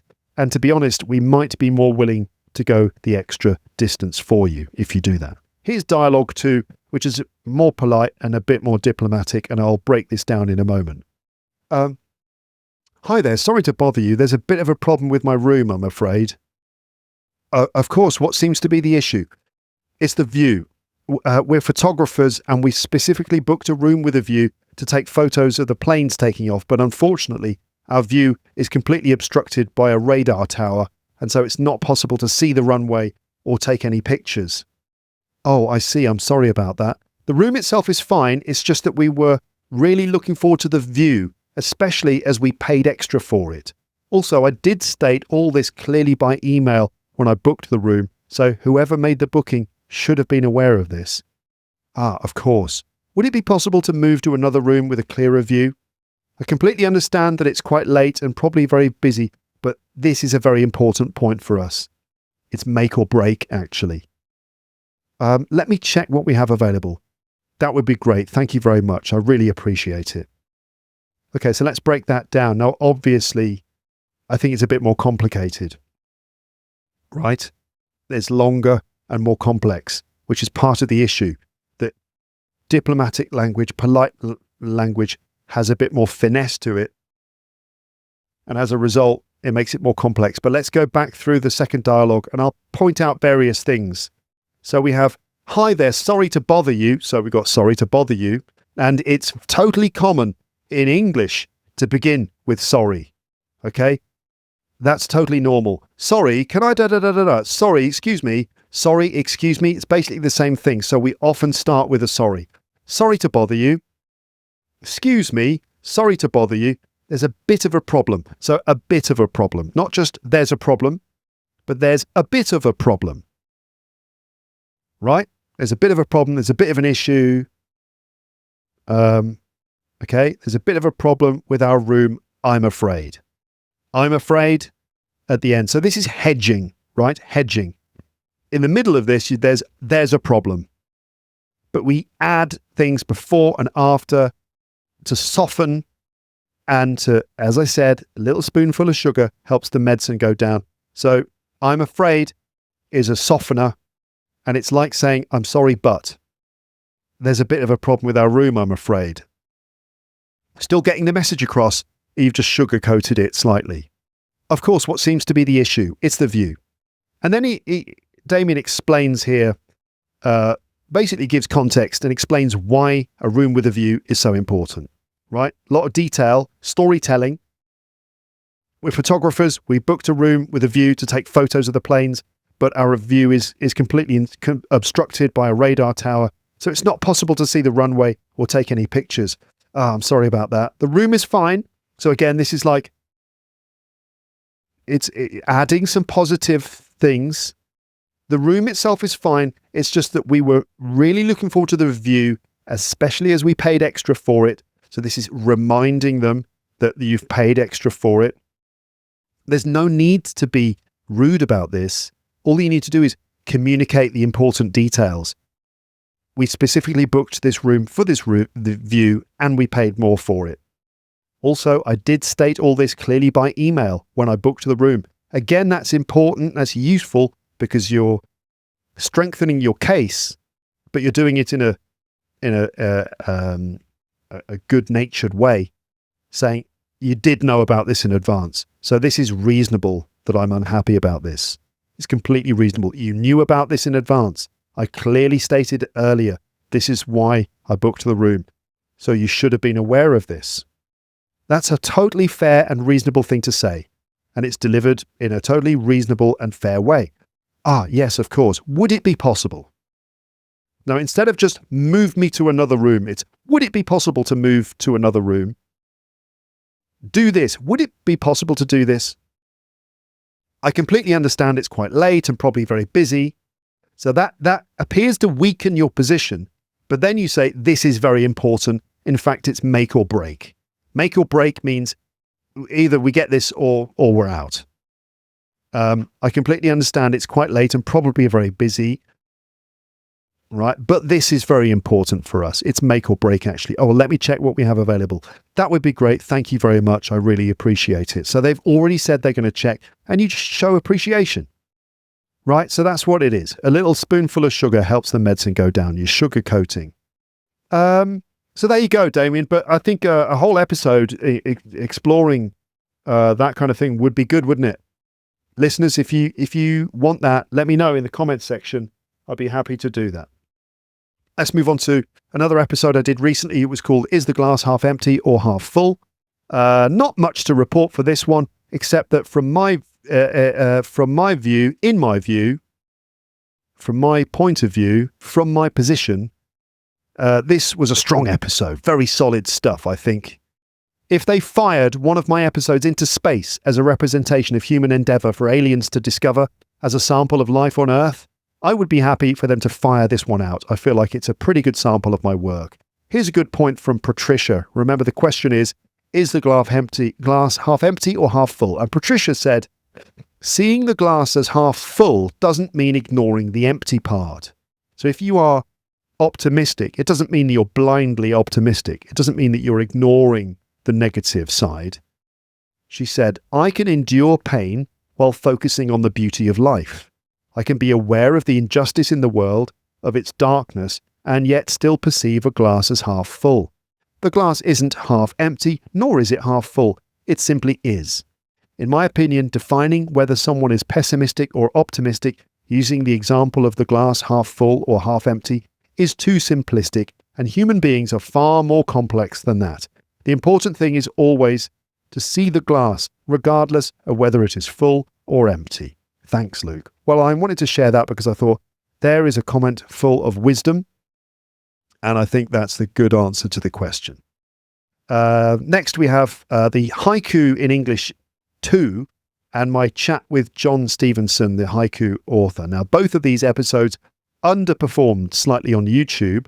They were fine in audio land, which is more consistent in terms of episode numbers, but on YouTube, which is, as we've discussed already, is at the mercy of the algorithm, these episodes underperformed. I put this down to the law of diminishing returns because we had Haiku Part 1, which did well. Haiku Part 2 arrived about 5 weeks later and did considerably less well than Haiku Part 1, even though it was essentially the same thing. And then the very next episode was a conversation with Haiku master John Stevenson, and that did even worse on YouTube than the previous one. I think this is down to the law of diminishing returns, which in this context refers to the fact that when I publish episodes on the same subject several weeks in a row, interest drops off, and so the longer something goes on, the more diminished or smaller the returns are, meaning the less success you have from something as it goes on and on and on. It's a bit like the Star Wars franchise. The more movies and content they produce, the less return they get in time, diminishing returns. It seems my audience crave the rush of unexpected episodes, and continuing the same theme or episode several weeks in a row results in diminished returns. A good argument against separating episodes into several parts. Now, I found it lovely to talk to John Stevenson. Plenty of people found it lovely to listen to it too. Perhaps one or two didn't really get it, but that's okay. Someone out there expressed frustration that John wasn't easy to understand, complaining that he swallowed his words, etc., raising the question, who is at fault here? Now, before I start answering that question in a fairly pointed way, I should also say it wasn't just because of the way that John spoke. It would be because of the microphone he was using, although it was a pretty good microphone, but he was a bit far away from it, which obviously makes a huge difference. But also we recorded that conversation through Zoom. We tried to record through my normal podcasting platform, but it didn't work very well. And so we went for plan B, which was to record through Zoom. And whenever I record audio across Zoom, it's a lot more reliable, but the end result is that the audio is very compressed. So the audio quality is significantly lower when recorded through Zoom. And that makes it much harder for listeners to be able to follow. Is a little thing like that. The way that something's recorded, the room that the person is in, the distance they are from the microphone, and the fact that we record through Zoom, those factors really, really narrow down the number of people in the audience who are going to be able to follow it. And I understand that can be a frustrating experience, trying to listen and follow someone talking when you can't really clearly hear what they're saying. But one person complained, and their complaint was focused rather directly at John himself, which I took issue with. The complaint was that John swallowed his words and mumbled and stuff like that. And I thought, well, and that's why the listener couldn't understand. And I thought to myself, well, who's at fault here? Is it John in his old age with various medical issues for not enunciating absolutely every syllable? Or is it this particular listener who perhaps needs to improve their listening skills?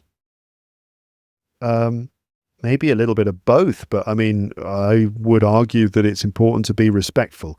So that, I think, it gave my answer to that response. It was quite a heavily loaded question. Who's responsible for this person not understanding? Is it John in his old age with his medical issues, although it's mainly his sight which is affected, or is it the particular listener who just perhaps needs to raise their listening skills? I suppose it is tempting when you struggle to understand someone to blame that other person for not speaking clearly. That is very tempting, to kind of point your finger and unleash your frustration and just say, it's annoying, this person doesn't speak clearly enough. But I found John perfectly understandable, and so did the automatic subtitles as well, by the way, which were as accurate as they are normally. But I think this complaint is symptomatic of something I have noticed in some learners of English, and I'm going to get a little pointed here. Getting irate and even rude at a native speaker, or indeed any guest, because I have non-native speakers too, but getting rude at a person who speaks with anything less than crisp, perfectly enunciated English, and being overly critical to the point of rudeness towards speakers with anything less than perfect radio quality speaking voices. I've seen guests of mine receive quite rude comments, chastising them for not speaking clearly enough, or even just for the general tone of their voice. I had a guest a while ago who just has a certain type of voice, and a lot of comments were just frankly rude about the person's voice. And I would like you to behave, basically. I feel like I'm talking to my kids now. But anyway, I've seen guests receive rude comments for not speaking clearly enough, or for doing things that all native speakers of any language do, such as saying or repeating other filler words, or just having an accent which is unfamiliar. What's all that about then? Now, I can understand how frustrating it must be to try to understand native speakers sometimes, but do keep some perspective and try not to be rude. My guests almost always check the comments sections of episodes they appear in. Do you really want your frustrated knee-jerk reaction to be read by this human who took the time to sincerely talk to you on my podcast? Is that what you want?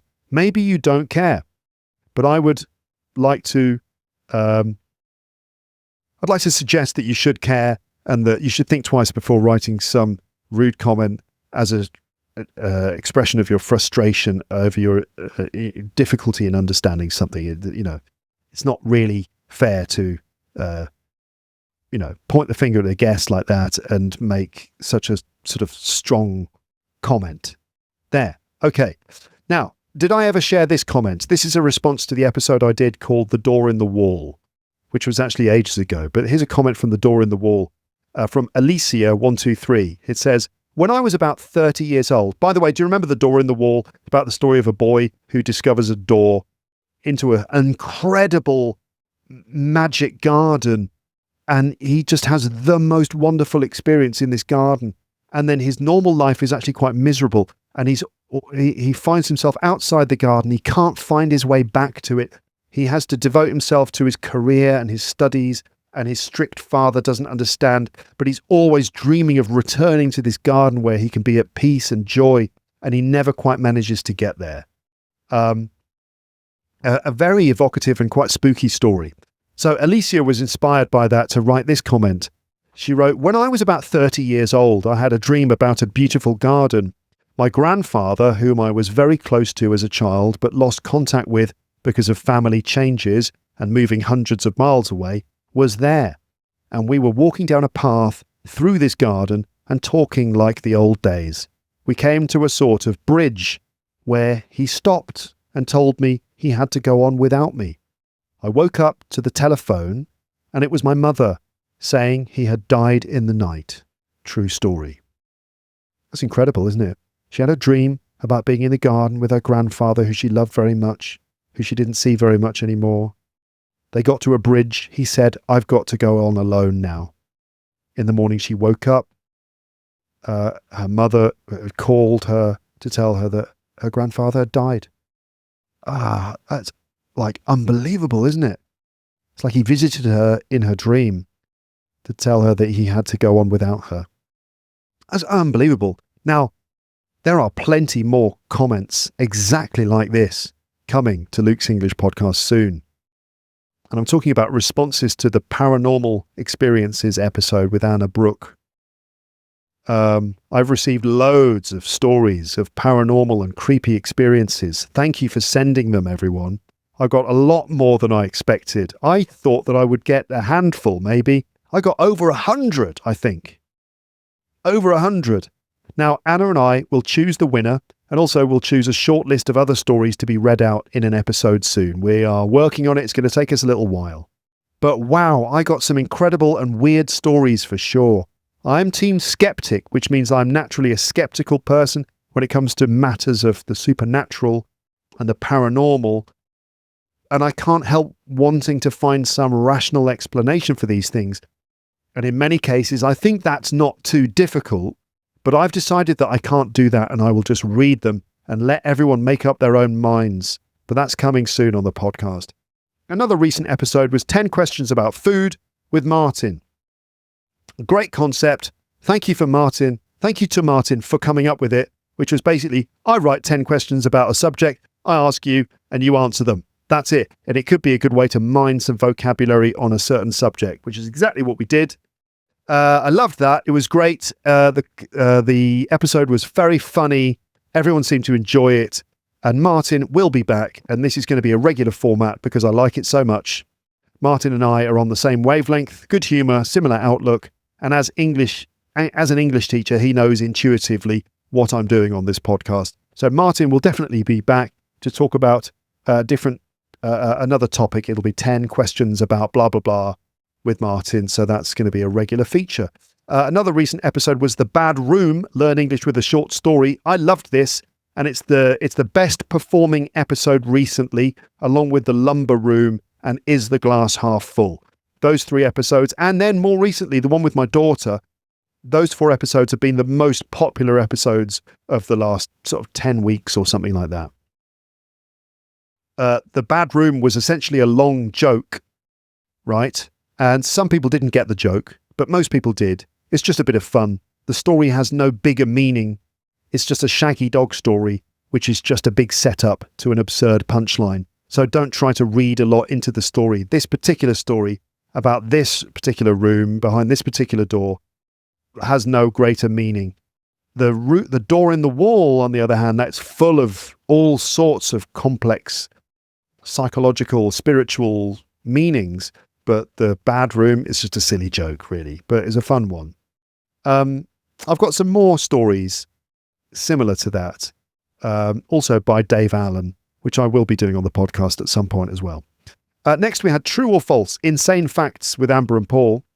And surely this is one of the most hilarious Amber and Paul episodes so far. I think, to be honest, I think those Amber and Paul episodes deserve more views or listens. Why don't they get them? Why don't Amber and Paul episodes get more views on YouTube? Again, the audio podcast is much more consistent and the numbers are, broadly the same across all the episodes with a few exceptions. But on YouTube, you've got to ride the algorithm, haven't you? Why is it then that the Amber and Paul episodes don't get more traction on YouTube? And And I think that there are various reasons. On YouTube, a lot of it's about the title, a lot of it's about the thumbnail, the little picture that you look at. That is often everything. That's often the most important thing. I mean, YouTube is a place that thrives on clickbait, where a video with a catchy title, a picture that looks very interesting, or something that you just cannot help but click on, those are the ones that do very, very well. Whereas just the content on its own, the quality of the content, obviously makes a big difference as well, but it's not the only thing. Also, there's the way that I present an Amber and Paul episode as well. I think that has something to do with it, like whether I do an introduction and how much support I give to listeners during the listening or watching experience. But anyway, I think this particular one, the Insane Facts episode, was absolutely jam-packed with humorous moments and jokes. But I have the impression that the majority of those things went over everyone's head, but I don't know. I think probably a lot of that was lost on a lot of my listeners. Not everyone, but a lot of it. I would go through the entire thing again, pointing everything out, but we don't really have time for that. But going back to the question of intro or no intro, why does this question still persist? I suppose it's just a result of trying to teach English through this medium.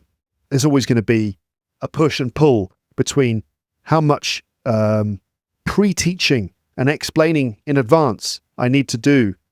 A certain amount of that is necessary, whereas the medium just requires getting to the point a bit more quickly. In a classroom, I would spend 10, 15, 20 minutes working with the class, preparing them, helping them to prepare for a listening experience. Like if we were to watch a 30-minute like comedy TV show episode, I could spend at least 30 minutes or more working on all sorts of different bits of language that they're going to hear, preparing them for the jokes, and then they watch the episode and they are in a much better position to understand, follow, laugh at the jokes, and then we can work on it afterwards as well. That would be completely normal in a classroom, but on YouTube or in a podcast episode, I feel like you can't really do that. It tests people's patience. They don't understand the method that you're using. So you have to just kind of get straight into the content, which is what I did with this Amber and Paul episode. We just started with no intro from me. We just hit the ground running, which maybe that was a good thing in some ways, but also maybe people were a bit lost.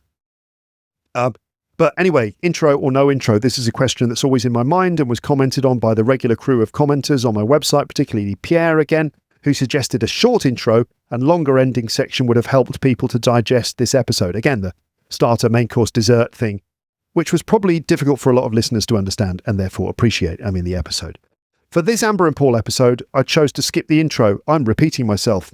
I did record one, but I rejected it in favour of cutting straight to the action, thinking that the interaction between Amber, Paul and me is surely the best part of the episode and I should just skip straight to that, and that somehow explaining a lot in advance would take away the impact of some of the humorous moments.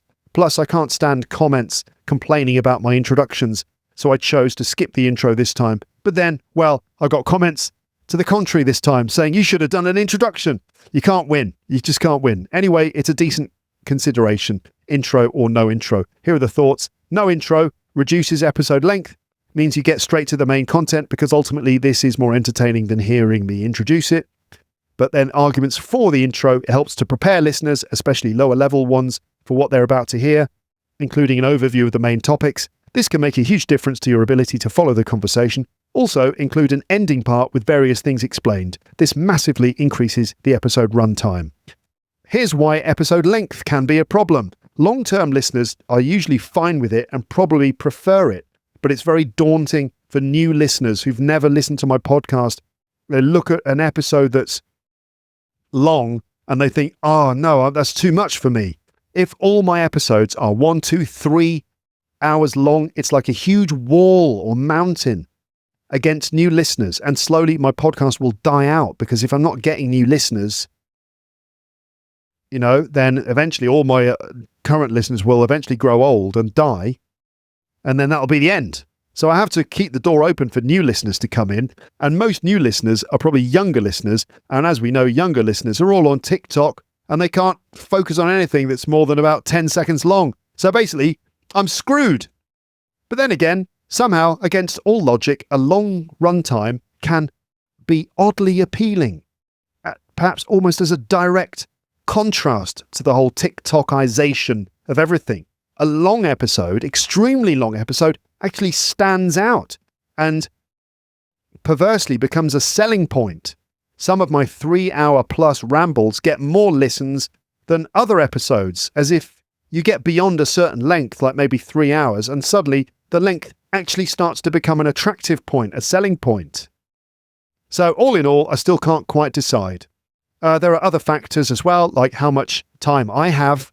I still kind of do this part-time, believe it or not, when you consider that 2 days of my week are spent teaching most of the day, and half a day is spent picking up my daughter and taking her to various activities, and everything has to be done by 5 p.m. every day, and I live in France, and there are a million public holidays and school holidays. So actually, I don't really have that much time, and extending my episodes with introductions and explaining things in the ending parts, often I just simply don't have the hours available to me in the week to be able to do that. And also hard drive space on my computer. I regularly run out, and long record times seriously impact my hard drive. So, I don't know, ultimately I'll say this: I'm the boss and I decide. But still, what do you think? Right, I'd like to know your thoughts, but I'm the one who decides. How can I get more people to listen to those Amber and Paul episodes, or indeed watch them? Should I do more scaffolding, meaning support structures around an episode, longer intros and endings, more interruptions? Or should I just play the damn conversation and let it speak for itself? I'm curious about what you think, but again, at the end of the day, I'm the boss and I decide. Actually, I did write earlier that I've made a new rule about this, as you remember, and this is true. So I have decided, although I might undo the decision, but it's this. Conversation episodes will probably have shortish intros in which I prepare listeners to help them understand the conversation, and I can highlight a couple of bits of English to notice. Then I'll do a longer ending with a sort of episode report in which I break down a lot of what happened and what was said. This follows the starter, main course, dessert format. I don't know where the cheese will come in to that equation, but there it is. Okay.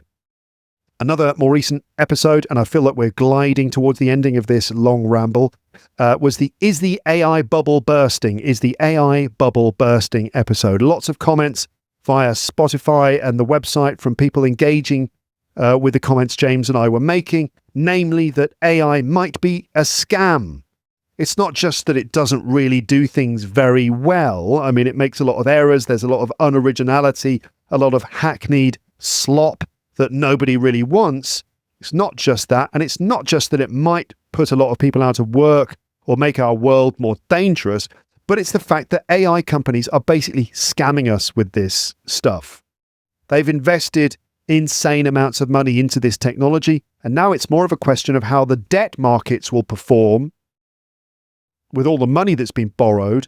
And we've been here before with the subprime mortgage crisis, poor quality property investments that turned out to be worse than advertised, and a lot of the debt was sold on in a big chain, and that's the debt market, until it was unsustainable and the bottom fell out of the market, and suddenly loads of money was lost by banks and was then subsequently paid back to them from the taxpayer's pocket. Arguably one of the biggest moments of theft in modern history, and a few people made tons of money betting on this outcome that they'd noticed was going to happen, like that movie, The Big Short. Now it's a similar story. AI is an inflated investment bubble. There's a ton of debt that can't be paid off, and nobody knows where the money's going to come from to pay for it all. Tech companies have been working very hard to make AI seem like the most powerful and therefore most valuable resource humankind has ever faced or used. And it's all in a bid, in an attempt to drive up the value of AI and make everyone pay more for it than they should. But I think many people are realizing it's not quite as amazing as advertised, and in fact people don't like it. Maybe it'll just take longer for AI to truly dominate our world, but it's not quite happening yet. That's not to say it's not great and not useful. As I said in the episode, I do use it. I use it a lot, but it's not quite the world-ending superpower, super intelligence that people have said yet. So that was the main message of the episode. And I think it's an important one for us all to realise in order to keep everything in perspective with this kind of thing and to realise when there's a scam going on. And most comments from Audioland were in this general area, very well considered, very thoughtful, well constructed responses to the main ideas of the episode from Audioland. But then there were the comments from YouTube, and the majority of them were about my face. They were about how young I look in the introduction to the video. I was shocked at how young you looked, or what happened, or even, I thought you were bald, one of the comments. And of course, a certain number of, why did you shave? You look better with a beard. Yeah, okay. So in the introduction, you can see I shaved, I had longer hair. I have since then had it cut. I was wearing earbuds rather than headphones. I was in a different room. I was in the living room of my apartment. The light was different. It was coming from the side, and the camera was in a different position on the floor and lower than me. And all of that combined to apparently make me look 10 years younger. Perhaps my normal podcasting setup in front of the window in my room is not flattering to me. I don't know. But apparently it gives me 10 years. But I don't care. Maybe I don't care. What about the Freudian dream analysis?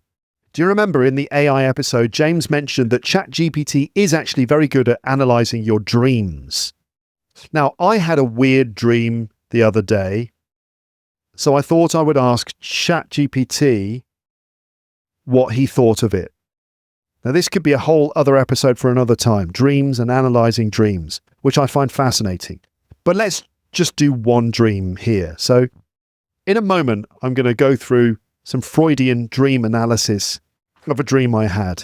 But first, let's just give an overview of Sigmund Freud's understanding of dreams. So obviously, Sigmund Freud is this huge figure in the world of psychology, psychoanalysis. Sigmund Freud came up with so many different ways of understanding how our minds work. And a lot of that was about subconscious, unconscious things which affect the way we feel and things we do. And one of the techniques he used was to analyze dreams. He thought dreams were symbolic. Freudian dream analysis is based on the idea that dreams are disguised expressions of unconscious wishes, fears, and conflicts, often rooted in childhood experiences and hidden desires that the conscious mind cannot comfortably accept. According to Sigmund Freud, the mind transforms these forbidden thoughts into symbolic and distorted dream images through processes like condensation, displacement, and symbolism, creating the strange narratives we remember when we wake up. The visible dream, manifest content, therefore hides a deeper psychological meaning, latent content, which can supposedly be uncovered through interpretation and free association. But he might have been completely wrong.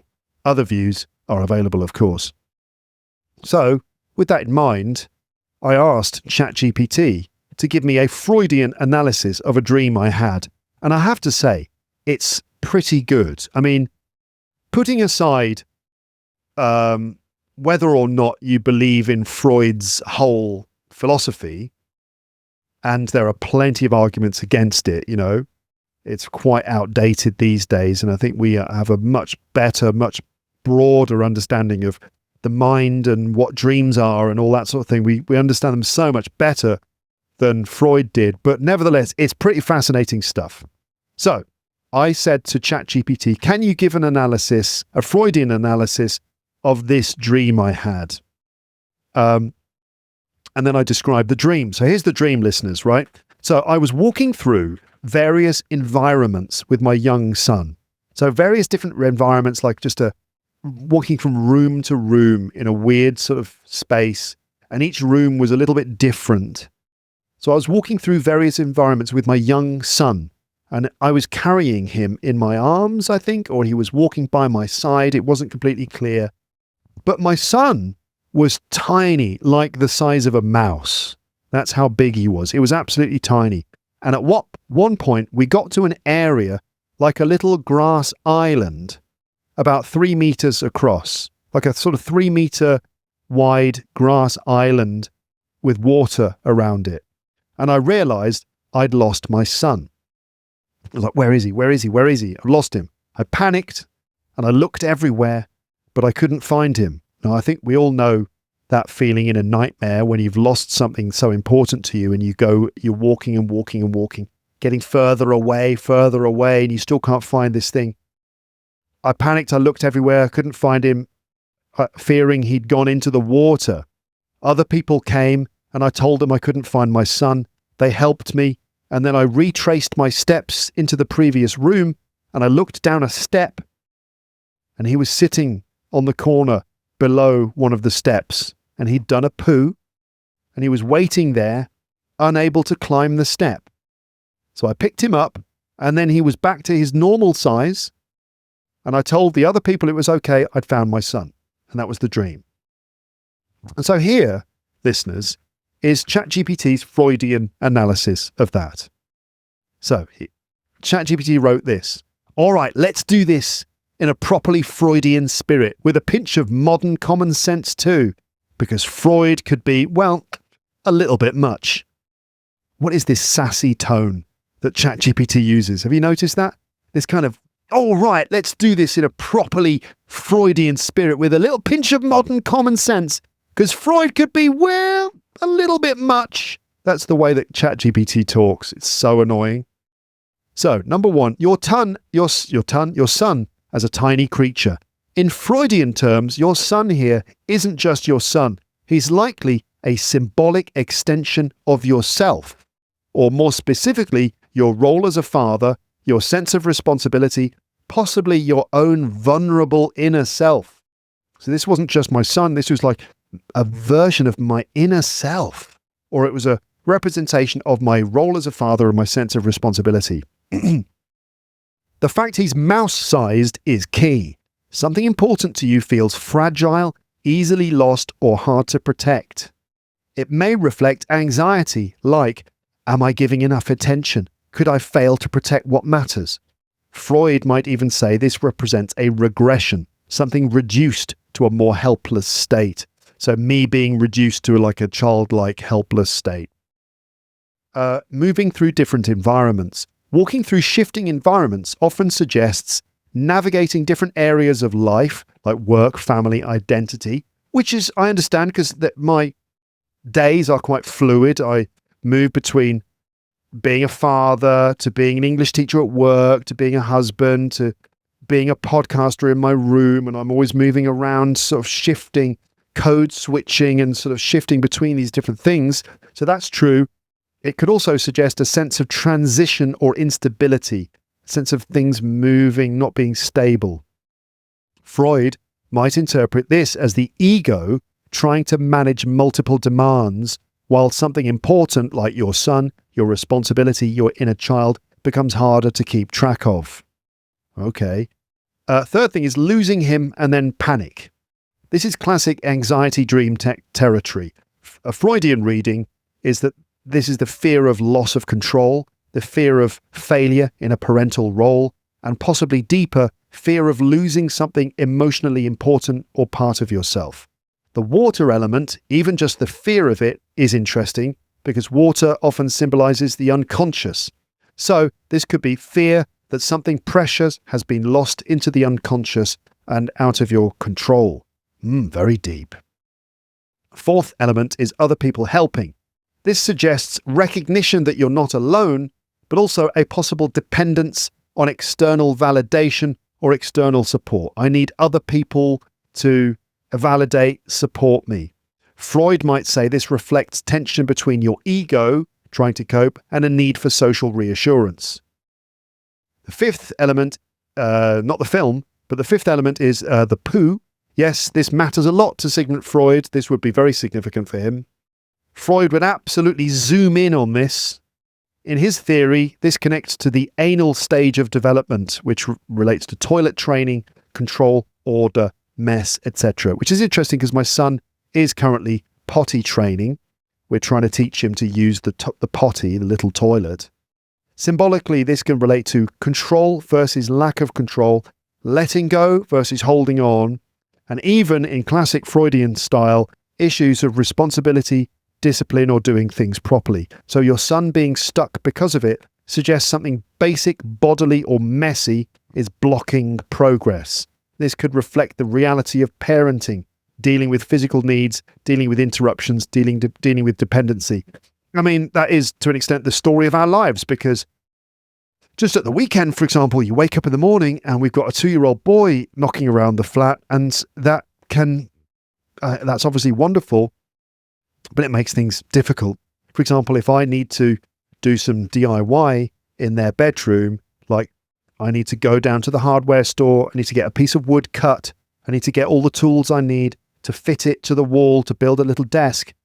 It's actually quite hard. I can't go to the hardware store with him because he'd be running off. I wouldn't be able to do the things I do. I can't do the work in his room because either he needs to sleep or he'll just come in, and then I'll be trying to stop him from picking up the drill and all these things. So that, in a simple sense, I can understand that actually, that there's a blocking thing, interruptions, dependency, or something small and trivial is preventing forward movement. And the 6th element is the step he can't climb. Steps represent progress, development, moving up. So he's just below it. He's unable to climb it. From a Freudian angle, this could be anxiety about developmental progress. So his progress as a child, but also my progress as a parent, and fear that something is holding him back. But crucially, the 7th element is that I find him and restore him to normal. This is the resolution, and it is important. You find him yourself after panic, you lift him up, he returns to normal size. The Freudian interpretation of this is that it's wish fulfillment, the desire that everything is actually okay, the reassurance that even if I lose control, I can fix things, and the restoration of order, competence, and identity. So what does it all mean in plain English? Stripping away Freud's cigar smoke, this dream strongly suggests a background anxiety about responsibility, especially as a father. Well, yes, of course. A feeling that something important is fragile or could slip away. What's that? I mean, that could be anything, couldn't it, really? Something important, you could lose it. Even just being able to protect my son, but other things like worrying that, I don't know, if I quit my job, that I'll forget how to be a teacher, or that I'm losing an audience of my podcast or something like that. Occasional fear of losing control in complex situations. Well, that's a daily thing. I'm constantly losing control in complex situations because I don't understand what people are saying, and people laugh at me when I ask for water. But also a deep belief that you will ultimately be able to handle it and make things right. And I do believe that. I have faith in myself. And here's ChatGPT concluding with, it says, a very you interpretation, slightly less Freudian, a bit more real. So it says, given your life of podcasting, teaching, parenting, juggling different roles, lots of mental bandwidth being used, this could simply be your brain saying, Luke, you care deeply, don't mess this up, followed by, actually, you're doing fine. Listeners, personally, I think I'm just worried about my son shitting on the carpet. I think that's the main thing. I think ultimately that's what his anxiety dream was about. Or maybe I'm being flippant. We're nearly finished. So, the most recent episode was Crazy Questions with my daughter, which I published actually yesterday. From the time I'm recording this now, it was published yesterday. Here's a summary, an AI summary of listener comments. The comments on the episode, Crazy Questions with my daughter, are overwhelmingly positive and heartwarming. I guess I'm reading this out because there's some nice bits of vocab here that you can pick up. I mean, that's the entire modus operandi of my podcast, isn't it? But anyway, the comments on this episode are overwhelmingly positive and heartwarming. Viewers are delighted by your daughter's appearance and the natural chemistry between you two. The most prominent theme is how much the audience enjoys your daughter's wit, cleverness, and charm. Many viewers commented on how smart and articulate she is for her age, with some even predicting she'll have her own podcast or teaching channel in the future. Yeah, maybe. One comment said, "It was like a balm to my soul and ears. Thank you for this great chit-chat." Nice expression, a balm to my soul. Overall, your audience seems to have a deep connection with your family's journey, with some long-term listeners even remembering the podcasts from when she was born.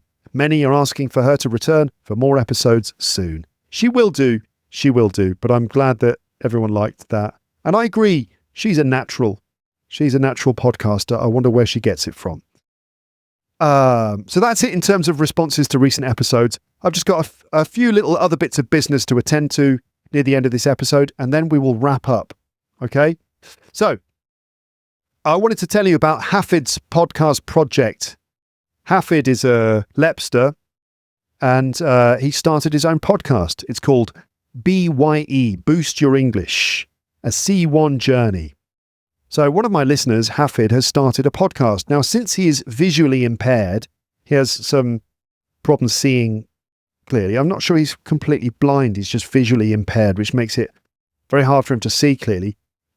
He does use AI, and AI has been a massive help to him. So he uses AI to do the voice of the podcast, and he produces everything else himself. And actually, this is an example of how AI can be empowering.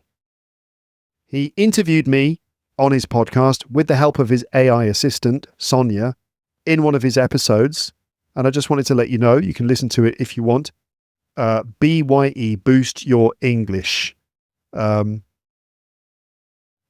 according to Hafid, BYE, Boost Your English, is a do-it-yourself outsider project. It rejects the slow, patronizing tone of traditional learning. There are no transcripts here because BYE believes real progress comes from personal research.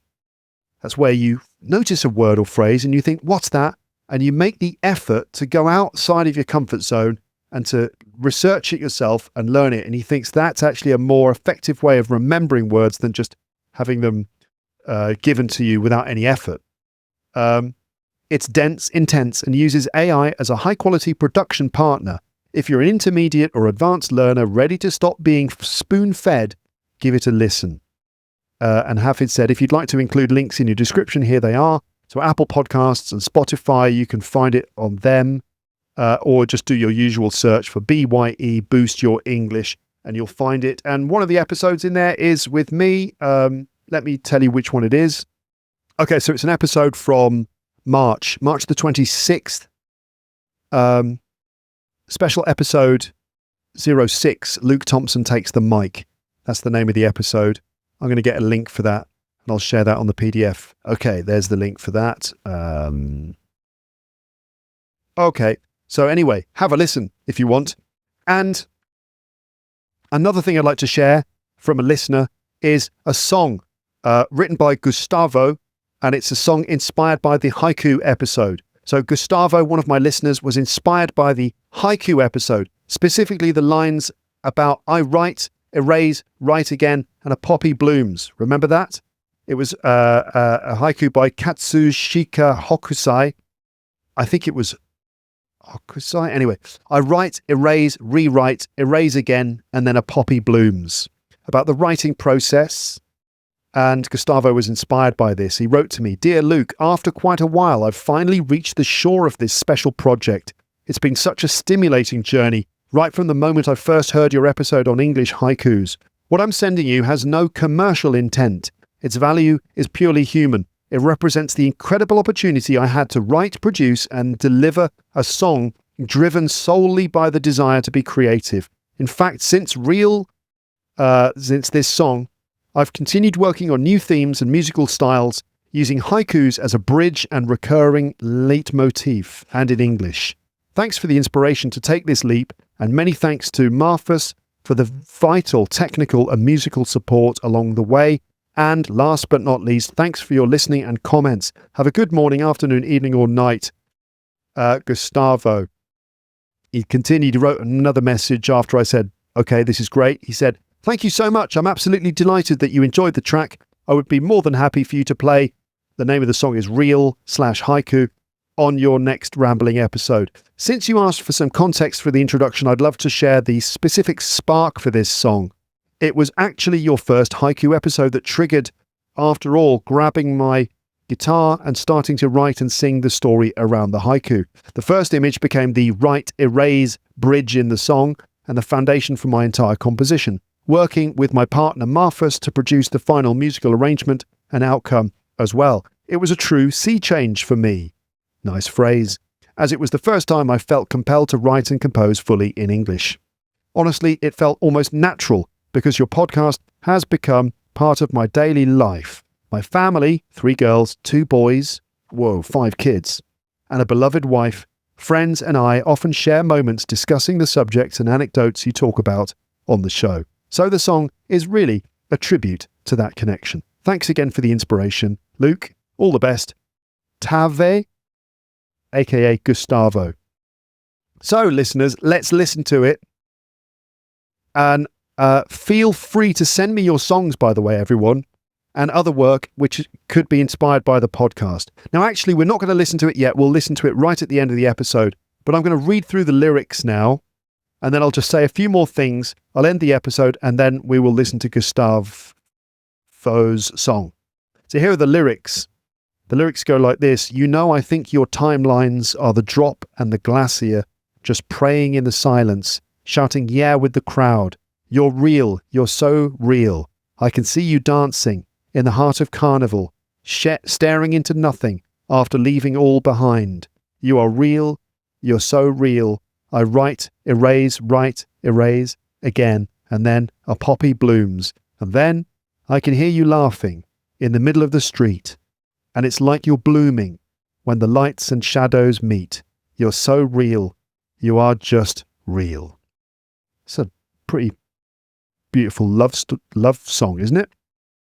I'll play you the song in a moment. I just wanted to add a couple of things at the end, like the fact that the next episode is a chat with Kate Billington, which I've had to put back lots of times because I needed time to go through it again and make a premium series that goes with it. So premium listeners, you'll get a premium vocab preview and then Kate's episode next Monday.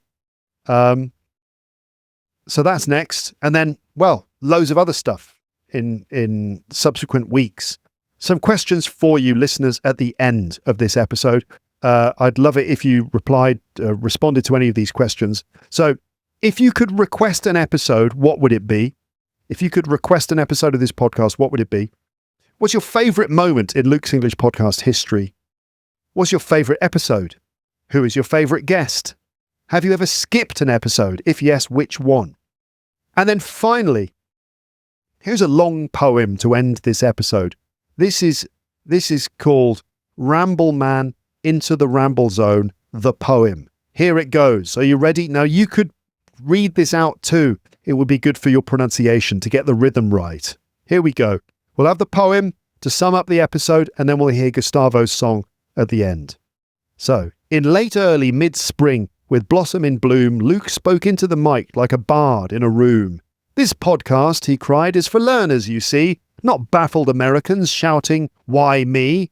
The algorithm went rogue with a Sherlockian plan and forced the speckled band on each sleeping man. They woke up confused, full of rage and despair. Who is this British bloke explaining the word chair?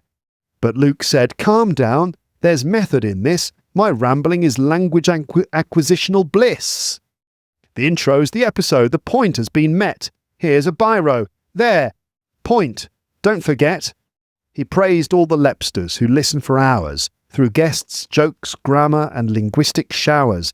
Extensive listening, he said with delight, builds English instinct deep into the night. Then came the world going pear-shaped and mad. But LEP stayed a lighthouse when everything's bad. A diplomatic oasis, sincere and humane, with jokes about sofas and super fish oil pain. Premium got plugged with vocab galore, Kate, food, ghosts, phrasal verbs, plenty in store. New rules were announced for intros and ends, starter, main course, dessert for your friends. Some songs may be vanishing, copyright bites. No more Elvis from Luke on long podcast nights. Download old classics before they're gone, from misheard lyrics to road trip song. Then birthday donations were gently requested, a cake emoji, Ferrari, or microphone gold encrusted. 500 grand is a sensible guide. But £1 will do, Luke modestly lied. His son kept asking why without pause, till meaning collapsed into cosmic laws. Why? Because nothing can't be. Why? Just eat your chips and stop asking the sky. When dogs were calmed by the sound of Lep, wild boar fled from Luke's verbal pep. A climber in Fontainebleau, brave but alone, used Luke as a woodland anti-boar drone. He explained wild boar, wild boars, deer and sheep, then answered comments lovely and deep. Mum, dad, stories, Saki and more, plus bothered and disturbed from Grandma's front door. Charlie's coffee scandal caused national shame. Lucy gave birth while receiving the blame. M&S Gold was defended with pride, and Charlie was banned from coffee inside. Damian asked how to complain like a Brit. Be firm, be polite. Don't throw a fit. Sugarcoat the problem. Request with control. And never let staff spit in your roll. Then came haikus, ghosts, Martin and food, Amber and Paul in a hilarious mood. AI bubbles, scams, debt and doom, and Luke looking young in a flattering room. Freud met a tiny son, stuck by a step. ChatGPT analysed fatherly depth. But Luke's conclusion more honest and proper. I think I feared poo on the carpet, copper. A daughter asked questions, Hafid made a show. AI helped where access had nowhere to go. Gustavo wrote music where poppies bloom bright, from haiku to song in the middle of night. So wish him happy birthday, comment below. Tell him what episode you'd like on the show. Favourite guest, favourite bit, did you skip one? The ramble is over, or has it begun? Right, listeners, that is the end of the episode. Thank you so much for listening. Thank you for watching if you have indeed made it all the way through to the end without becoming a skeleton with headphones on. What you'll hear next is the jingle at the end of the episode in the audio version, and then you'll hear Gustavo's song that he wrote inspired by that haiku episode. But thank you so much for listening. Thank you so much for watching. Have a lovely morning, afternoon, evening or night. And is this the longest podcast episode that's ever been recorded on this podcast? I think it might well be. How many t-shirts? 5 t-shirts. And I think it's in the region of about 14,000 words. Think of that. 14,000 words have gone through your brain while listening to this episode. That has got to be healthy for you and for your English. Have a lovely day, morning, afternoon, evening and night. I've already said that. Enjoy the song. But for now, it's just time to say goodbye. Bye, bye, bye, bye, bye.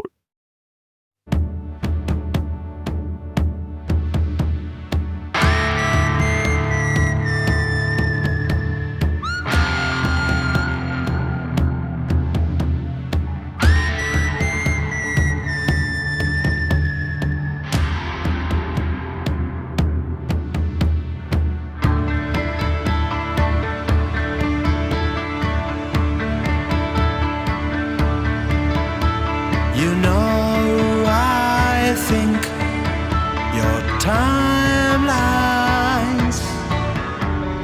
out the drop on the glacier, just praying in silence, shouting yeah with the crowd.